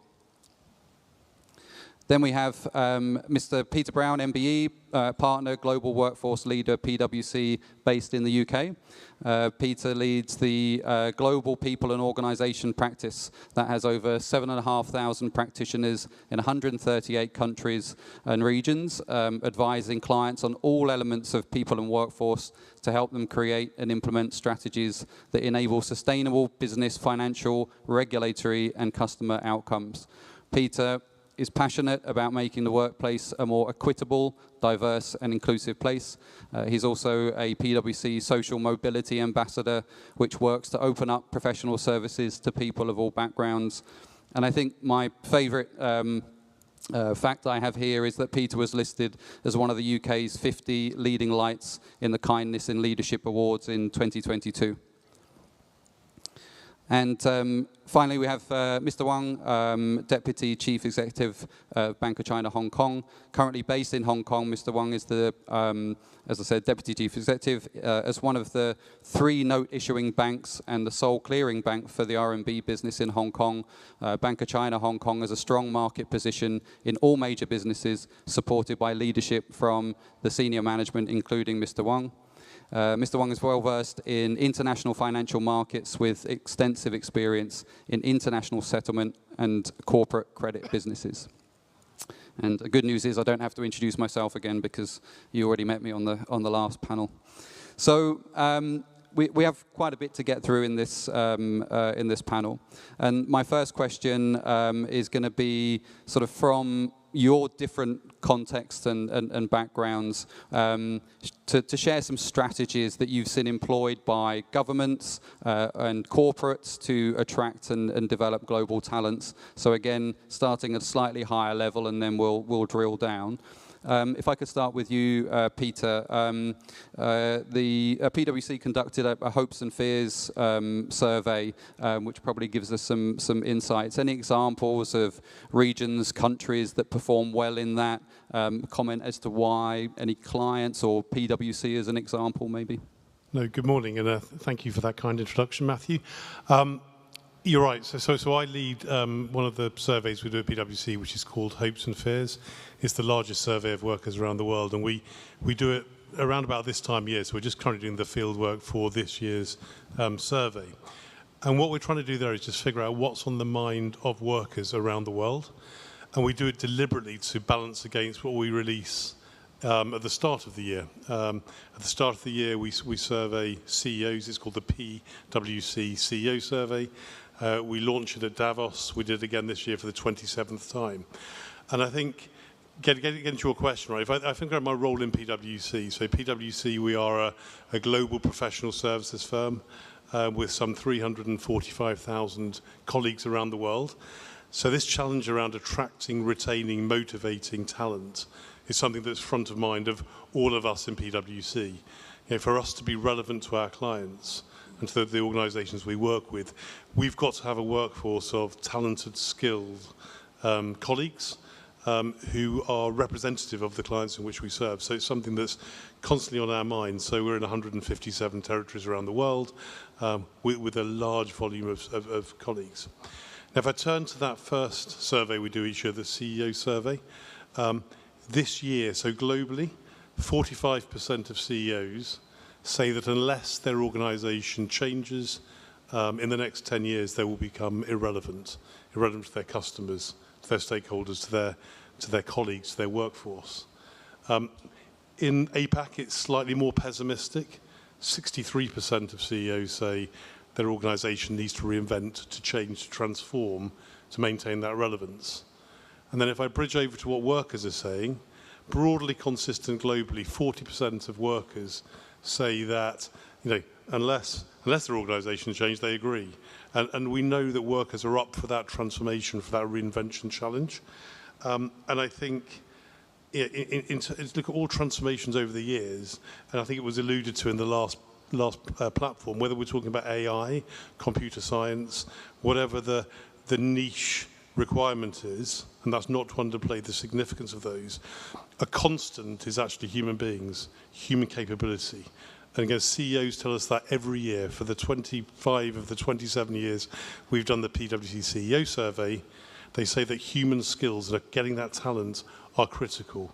Critical thinking, problem solving, able to network, be innovative, all those kind of things are front and center of mind. So I think that focus around workers.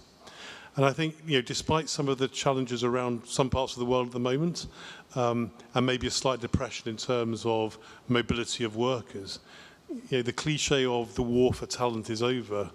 Well, I think it is over because I think talent won. And the reality is talented and skilled individuals have a choice. And so organizations, countries, territories have really got to create, you know, an environment which attracts those skilled people. Now, clearly being paid fairly is probably number one on workers' mind, but there's so many more variables that organizations have to get right at the same time. So we've come out of a pandemic where many people around the world have lived their lives on devices 24/7. and they expect that kind of consumer-grade technology in the workplace. Not having that's not an option. They expect to work for an organisation that's got a clear purpose, beyond just a financial return. What does the organisation stand for? They want to work for an organisation where leaders listen, actively listen, and embrace their ideas. They want to work for an organisation that is serious about inclusion and diversity. And they also want to work for an organisation which is serious about investing in them as a human being and their skills, such that they remain relevant in the world of work. So there's a whole host of things for organisations to get right. And I think what I'm privileged to see with the organisations I work with personally, and as an organisation, there are some organisations and countries that are really getting to grips around that. And for example, I know in Hong Kong, the TTPS scheme is a phenomenal way of attracting, I think, talent from around the world. I was very privileged. I lived and worked in Hong Kong some 25, 30 years ago. I know what a vibrant place Hong Kong is. You're a hub of innovation. You're a hub of just cultures, ideas, and you have been over the years. Many large international organisations started life in Hong Kong over 100 years ago. So I think Hong Kong actually on things like TPS, the talent exchange are just brilliant initiatives to attract that skilled work that is required to deliver that reinvention, the transformation that we know leaders and workers are saying is required to maintain relevance. Thanks, Peter. Definitely a long list of expectations that talent has that needs to be met.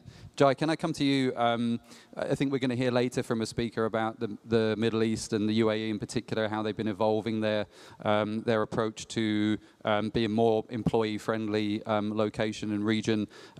With your business based out of the Middle East, how have you been viewing that? How has that shifted the way that organizations approach talent? Good morning. Thank you for having me here. So I come from Middle East, to be specific, from Dubai.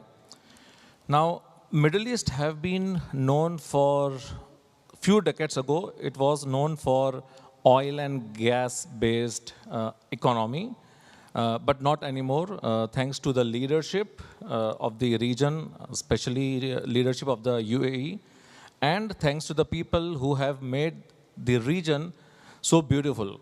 Now, how did government and the region have attracted a lot of talent worldwide? We have more than 200 nationalities living in the region. So this journey have not started recently. 20, 30 years ago, when Middle East was oil and gas based economy, the leadership had very clear vision that they want to be the number one, and not one or two, but many of the sectors. So since 1990, say 1980 and 1990, Middle East is blessed by Arabian Sea. So the port area they have used and utilized to become world's one of the largest economy for logistics and trading. Then they moved their focus to tourism. Now we have tallest building, tallest hotels, biggest mall in our region. And when we talk about tourism, the hospitality is one of the best globally when we speak about Middle East, especially Dubai, UAE. Then the focus of the leadership moved to real estate. We got worldwide investment in the region for real estate. Then it moved to business easiness in the region. If we talk about setting up a business today, you can go to Dubai, set up a company in one day. I mean, you go to the authorities, give your documents, and you leave in 2-3 hours with your trade license. So the infrastructure is phenomenal in Middle East. Now, this has been a really long journey for our leadership and also for people. So in being successful in so many sectors, they have acquired talent from the globe. And every time, whenever the any sector have grown amazing, they have came up with the new policies and new processes to retain and get more talent from the world. So this is how the leadership of Middle East have done everything possible to have talent globally and retain them in the region. That's great, thank you. I think I set up a business in 2004, and it definitely didn't take one day back then, so it's improved a lot. Mr. Wang, can I ask you to draw on your view within Hong Kong, and what are you seeing here with the latest policies and the demands on talent for your organization? Good morning, everyone, and thank you for having me here today. I'd like to respond this question from two angles, personally. Firstly, I think as one of the leading international financial center in the world and the super connector between mainland China and the world, Hong Kong has always been very attractive to global talents. That's no doubt. Nevertheless, to continuously maintain its competitiveness has never been an easy job at all. So I think to achieve this, the Hong Kong SAR government has implemented so-called Compete for Talents and Enterprises scheme, including a few measures such as the TTP scheme and liberalizing the admission of mainland professionals, etc. And more importantly, Hong Kong government not only introduced a high-level policy, but also offer a lot of support on a practical level. For example, they are establishing the talent engage office and also setting up a special online platform to provide one-stop services for the global talents who come to Hong Kong, help them to settle down in Hong Kong. So I believe these measures will help Hong Kong to further strengthen its competitiveness in attracting global talents. But for BOC Hong Kong, as one of the leading banking group in Hong Kong, and also a main employer in financial sector, as you may know, we hire more than 12,000 talents, with different backgrounds in Hong Kong markets. So we warmly welcome, and also I think we will benefit from all this, schemes attracting talents introduced by the government. So therefore, we actively engage with the public sector to achieve the win-win results. We try our best to attract more talent to join Bank of China. And also, we also make some contribution to promote Hong Kong as a global talent hub. For example, we host a Talent for the Future seminar in collaboration with the Hong Kong Quality and Talent Migrants Association. So this seminar actually provides very valuable information and advice to those professionals who want to come to Hong Kong. We provide lots of information, for example, including the housing or schooling or career development, etc. So to summary very briefly, personally, because I'm the new joiner to Hong Kong, I'm very confident that Hong Kong will continuously be one of the top choices for global talents, particularly in financial and services sector. That's great, thank you. Aswin, last but not least on this question, I'm sure we're going to be keen to hear about the expansion plans of your business later, but maybe some insights on Thailand and its efforts to attract global talent. We've definitely seen more global talent coming from Hong Kong around the region and being based out of Bangkok. What's your view on that? Thank you. Thank you, Matthew. So thanks for having me here. It's always good to be warmly welcome to Hong Kong. And this is also Hong Kong charms to attract talents globally. So from Thailand, we have a lot of things to do. And this is based on my personal opinion, not from any official view from the country itself. But first of all, for any countries globally to attract people, we have to create opportunities to grow professionally and to live sustainably in any country that we plan to do. For Thailand, there's still many things that we need to do in order to create jobs and growth opportunities for the people. But also one lucky thing is that we have the country. We have many provinces where we have nice neighborhood, and we now have been taking ways to live sustainably, many green energy projects, many new green initiatives that we try to do in the country, and many beaches in Phuket or in Chiang Mai, in the mountain area, or in Bangkok. So we have that, but still the clear thing is that how we can create environment that we can entice global talent to be in Thailand.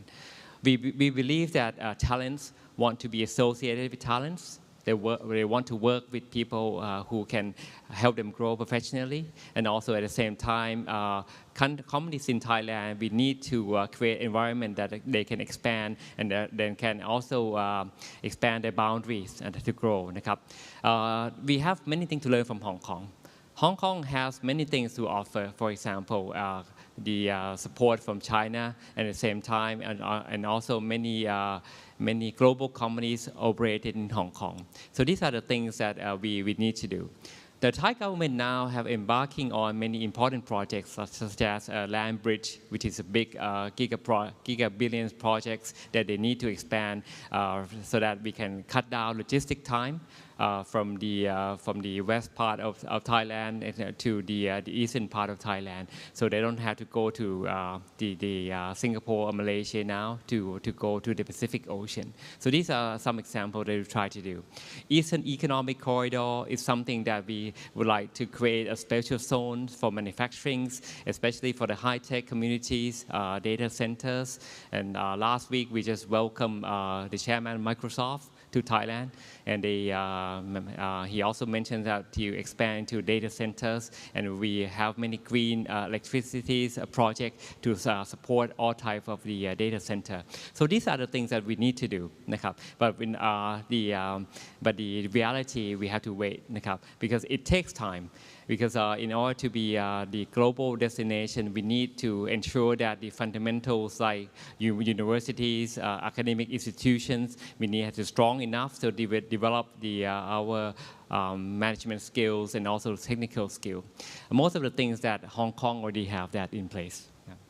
That's great. Thank you for those insights.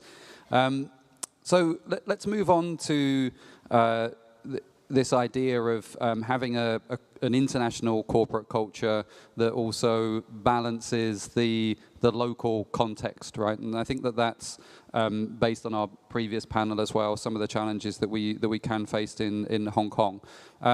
Peter, maybe I can ask you first. PwC is a global business.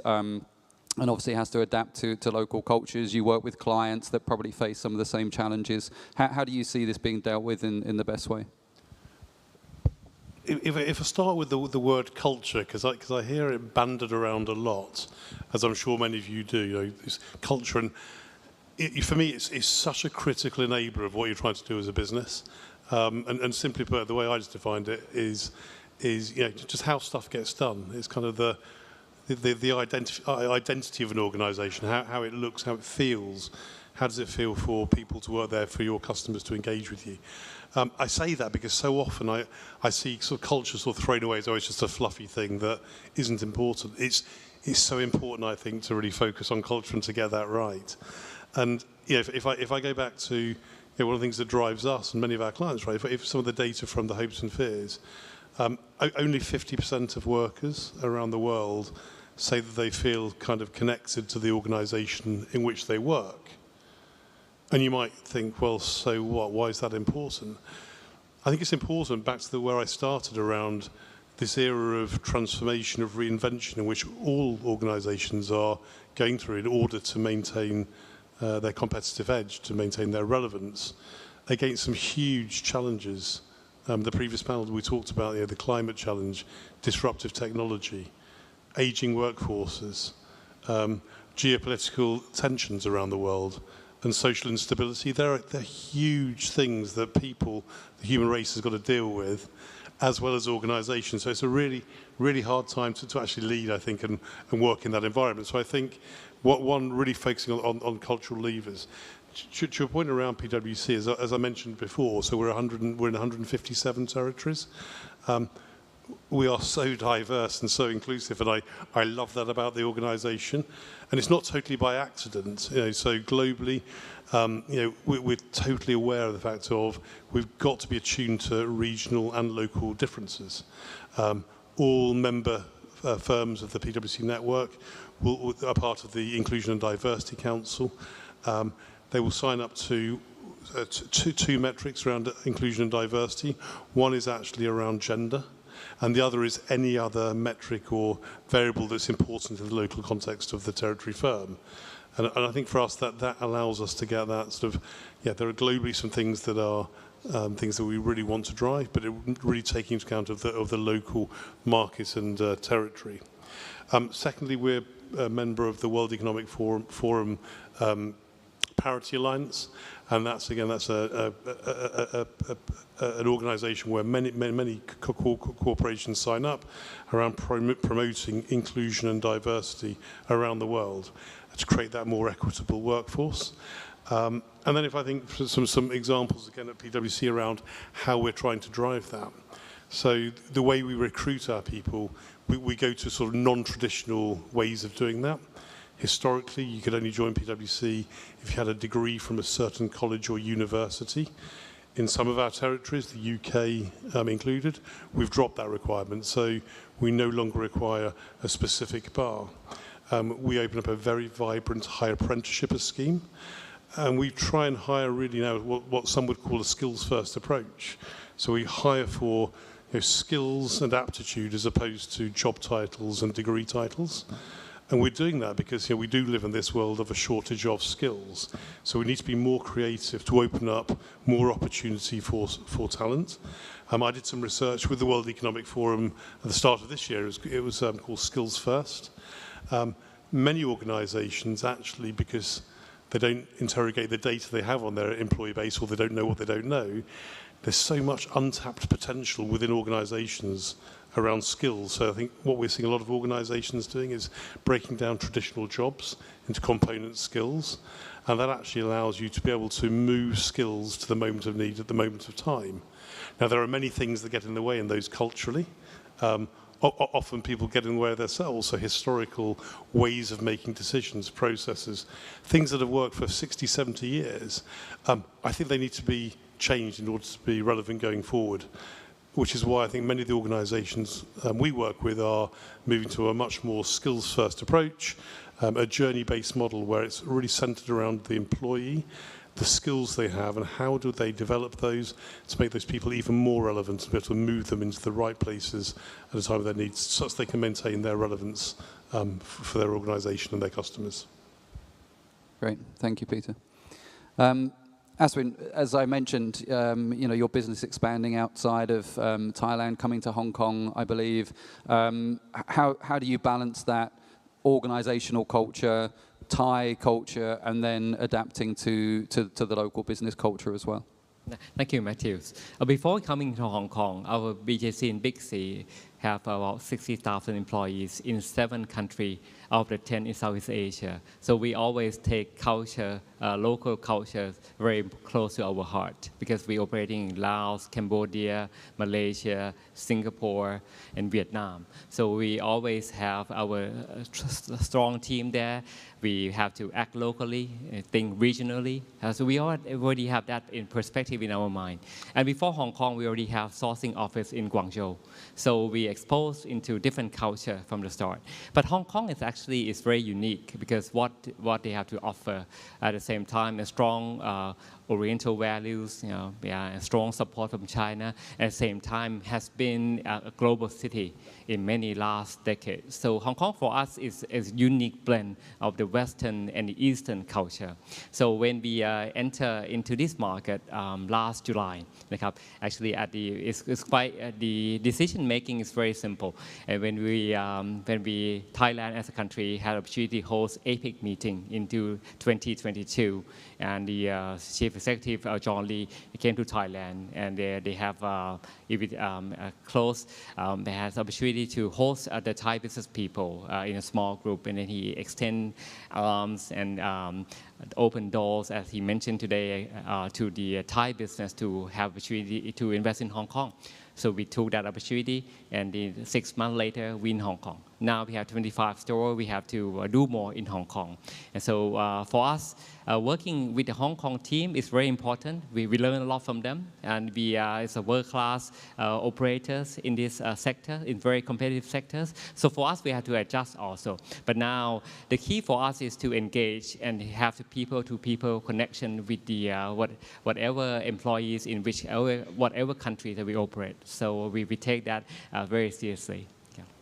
And do you, just to add to that, do you see the learning going back the other way when you go to other locations? You pick up best practices? Yes, that's right. The key for us is to grow top talents in whatever country we operate, and we aspire to have our top team to come from each country. And at the same time, we also would like to expose them to different cultures. The first conversation we have with our Hong Kong team is that we also would love our Hong Kong team to lead operation in outside Hong Kong as well. Because now the carry part for our Hong Kong team is not just only Hong Kong or China, but in other Southeast Asian countries. When we come to, at the same time, we also would love to have our Thai team, Cambodian team, Lao teams to work in Hong Kong and Greater China. That's how we can blend and create a coherent culture, Southeast Asian plus Hong Kong and plus global culture in our organization. Thank you. Mr. Wang, can I ask you to sort of share about culture building at BOC HK and maybe some of your experience of coming here into the business? Of course, thank you, Matthew. As you may know, BOC Group actually is a true MNC. We're operating in more than 60 countries and regions recently. Actually, as the day one, the Bank China Group establishment, we have the international DNA in our blood because we are dedicated to be a foreign exchange or the international settlement bank. And as the first and the key member, overseas member of BOC Group, BOC Hong Kong also benefit from this legacy of being international. And BOC Hong Kong, itself became a real regional bank after it is acquired non-Southeast Asian subsidiaries in the branch in 2017. More importantly, I think we serve thousands of MNCs, including both corporate and institutions. So therefore, our customers and our counterparties in our business, has been very international. So this all factors, require us, even push us to be international, to build up a international culture. I have to say it's a really challenging job for myself and my colleagues. But so far, we do not very bad job. And we, always been very committed to, fostering a very open and very people-oriented international culture. That do help us to attract lots of talents with different background and build up a very outstanding professional workforce. To wrap up what we do right, I think three things come into my mind. Firstly is in integration. I think the most important is the integration of the culture establishment with our business strategy. So we try our best to fully embed our culture established with our business strategy. So that's when we do these things right, I think other aspects of integration become much easier. For example, the international standard with the local practice and also different background staff integration, and also our Hong Kong headquarters with other Southeast Asia branches subsidiaries. So that's the first point. Second, takeaway is the innovation culture. So I think any organization operating in different markets will face the barriers or conflict, caused by different market, different legal system or regulation system, and also even language. But to tackle this challenges, the most effective way, from my point of view, is to to explore and also some common topics, and also maximizing the positive effect of these common topics. I think the science, technology, digitalization, or ESG, these topics, this type of common topics is very important for us.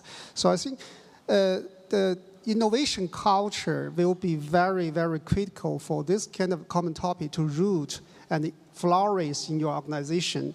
So for example, recently we take a few actions like, innovation contest among within the bank, and also we also introduced a CDO position in different business area, and also we create a ESG academy within the bank. So all these actions actually, help us to build up kind of positive flywheel to establish the innovation culture.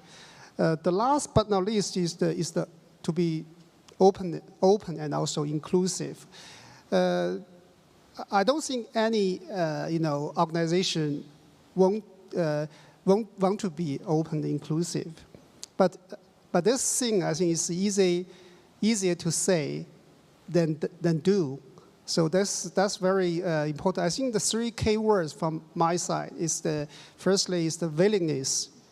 The second is the commitment, especially the commitment from the top management.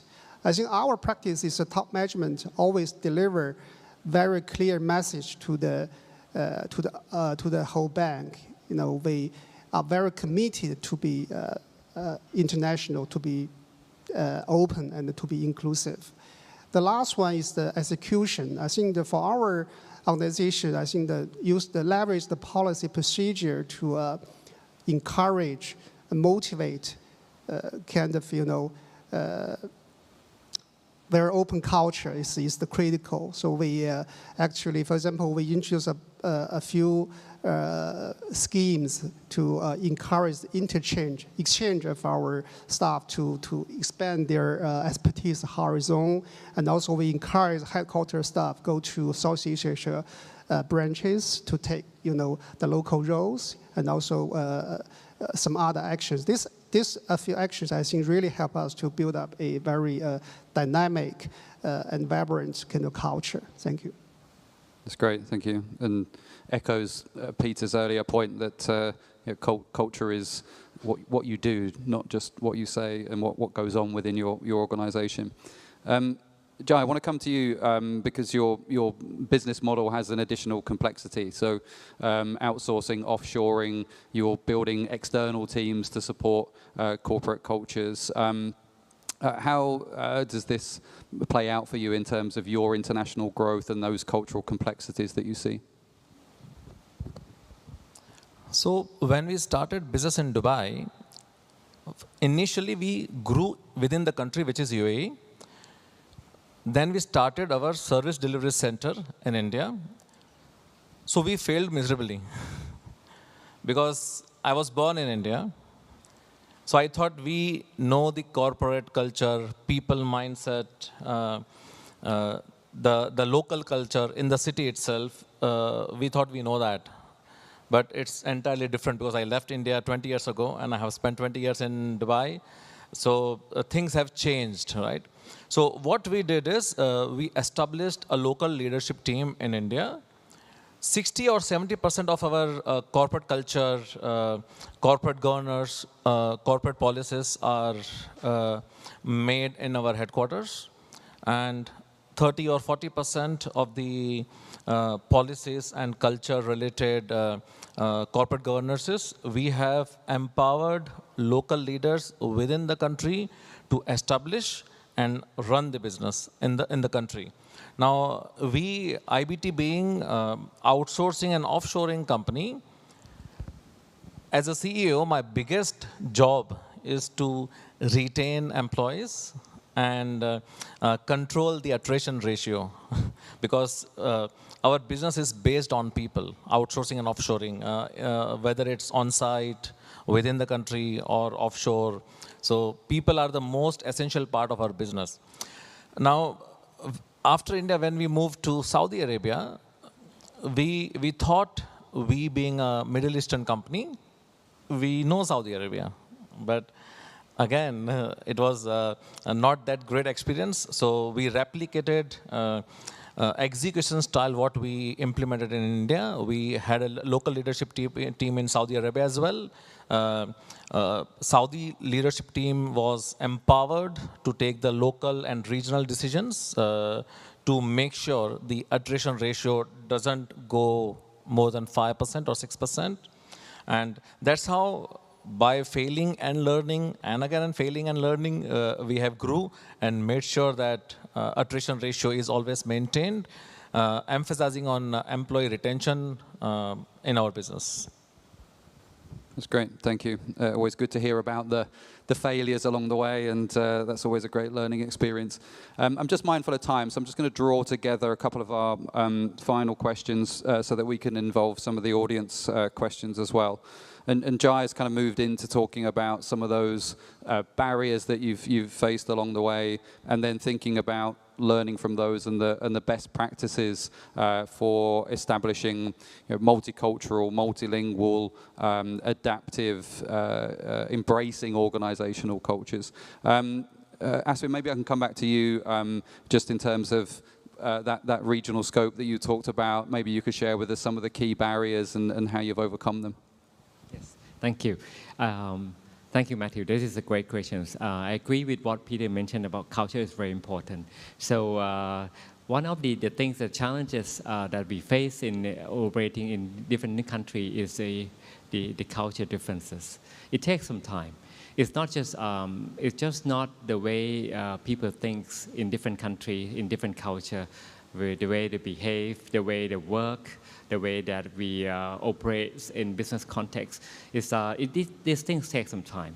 And the way we communicate, people in Vietnam communicate differently from the way that we work in Thailand. So the way we organize our office space, the way we organize activities that people can blend differently. In our hypermarket in Vietnam, we have fitness and gym inside the working area. In Thailand, it's different because because our store in Thailand from the Western culture, from the France. We got the asset from the French group that operating in Thailand, and also Carrefour store in Thailand. It's different from what we have. In Laos and Cambodia, the pace is a bit slower life. So the way we communicate with people in Laos, asking things to work, they do it at different pace. Hong Kong is also different. Hong Kong now, we try to adjust into the way that we work with our Hong Kong team. It takes some time. So the challenges that we face is the way that we interact people and try to get the best our team members here. Sometimes it requires opportunity to open minds with them. They also have a heart-to-heart interaction with them. So these are the things that we've been facing. But there's also the joy and also benefits. Once we in the same team share the same mindset and create a culture and operational that we can be proud. I think that will be very rewarding. Yeah. Absolutely. Peter, maybe I can bring that one over to you in terms of integrating global talent into an organizational structure and then enabling that talent to become effective, productive. How do you see that operating? I think many organizations spend a lot of time attracting, and Matthew, you probably know this from your companies. I think where a lot have a challenge though is then the retention part, which is really difficult. And I think in really simple terms is make sure the reality matches what you've told the candidate before they've joined. And often if there's a mismatch, you see some challenges there. But I think if you're saying you want to embrace new ideas, different ways of thinking and all the rest of it, then if the individual doesn't feel that and find that, then they'll typically look for an opportunity elsewhere. And I'll just make a point there around sort of data, right? So in the world in which we live and in terms of social media platforms, workers aren't afraid to to tell people very quickly around that experience. So I think there's something about there. But I think the point around data, many organizations collect so much data on their employees, matter surveys, sentiment surveys, and yet do very little with it. I'm going to mention two letters that haven't been mentioned in this panel yet, but it would be a crime not to, which is AI and Gen AI, right? So the ability to use Gen AI now to exploit that data, to really understand what your workers are saying, what they want, is something I definitely advocate. Second thing I'd mention is just in this world where we are all sort of changing, transforming against the challenges, what we're seeing is a real disconnect in what leaders think and what workers think. So 58% of leaders, CEOs, will say their organization, their leadership tolerate small-scale mistakes and errors and agreeable dissent, i.e. having a slightly different point of view. If you ask workers the same question, that drops right down to 25%. And I say the reason that's important is if we are in a world of transformations, maintaining relevance, which we are, you need your workforce to be really safe and feel they're in an environment where it's okay to have a different point of view, to make small-scale mistakes. Right? And I think if you're innovating, you are going to be making mistakes if you're innovating at full stretch. I think the third point I'll just make, Matthew, is around focus on leadership. The challenges we face around the world at the moment are huge and in many cases existential. Think around the green transition, the power of Gen AI, disruptive technology in particular. We set up a couple of years ago the Centre for Transformative Leadership because so many of our client organizations and actually ourselves were just trying to figure out how do you lead in the context of the world in which we live, because there is no playbook. And I think focusing on leadership, both at the top level, but all the way through the organization to enable your people to be empowered, equipped to deliver against the transformative agenda in which many of them are currently living today. Great, thank you. We are just about to run out of time. I'm going to just ask one final question, Aswin, if I may, because I think there will be people interested in hearing this. You've probably seen the question come up. What was the driving force behind Big C's decision to enter Hong Kong, bearing in mind it is such a competitive environment? Thank you. I saw the question here. So first of all, let me clarify. Big C is not in supermarket business. We are in retail, but we are also in people business. We are in people business because we're serving what's needs for people to live happily and sustainably. So we provide food, we provide non-food products. So having said that, we rather be in a country or in the region that very, very highly competitive, but also have higher growth than just less competitive country with lower growth. And Hong Kong can offer that. Hong Kong is part of the Greater Bay Area. For us, we look at Greater Bay Area, Hong Kong, and the other provinces, Guangdong provinces. It's such a high growth opportunity for us. And when we look at the Greater Bay Area, there's no such place as Hong Kong to be based here and base our business here that we can enter the Greater Bay Area better. That's why we look at the opportunities here, why we are still a small player, a new entrant in this country, but we also think that it's offer tremendous opportunity. And very importantly is that Hong Kong is such a hub for global talents. That's why we can leverage on the extremely important asset here to expand business regionally and globally in the future. That's great, thank you. Definitely a job as an ambassador for Hong Kong ahead, I think, for you, Aswin. So we are out of time now. So just in summary, it's complex. What organizations need to do to attract talent is wide-ranging. Culture is not a simple one activity. It comes with a lot of communication, a lot of trial and error. And Hong Kong definitely has these challenges of a declining workforce that we've talked about, but it has the potential and the attractiveness to a global market to bring talent into Hong Kong. But you need to be, as organizations, prepared to build that scaffolding, to support the individual to come into the organization and ensure that the people within your organization understand that message and how they are best equipped to integrate new talent as it joins your organization and then begins to be productive and bring value to the bottom line. So with that, thank you to our panelists. Thank you, Aswin, Jai, Peter, Mr. Wang. Great to have you here. Thank you. Thank you. Thank you very much once again to our panel. Thank you, Mr. Brown, Mr. Mulani, Mr. Techa Jarionviku, and Mr. Wang. Thank you very much.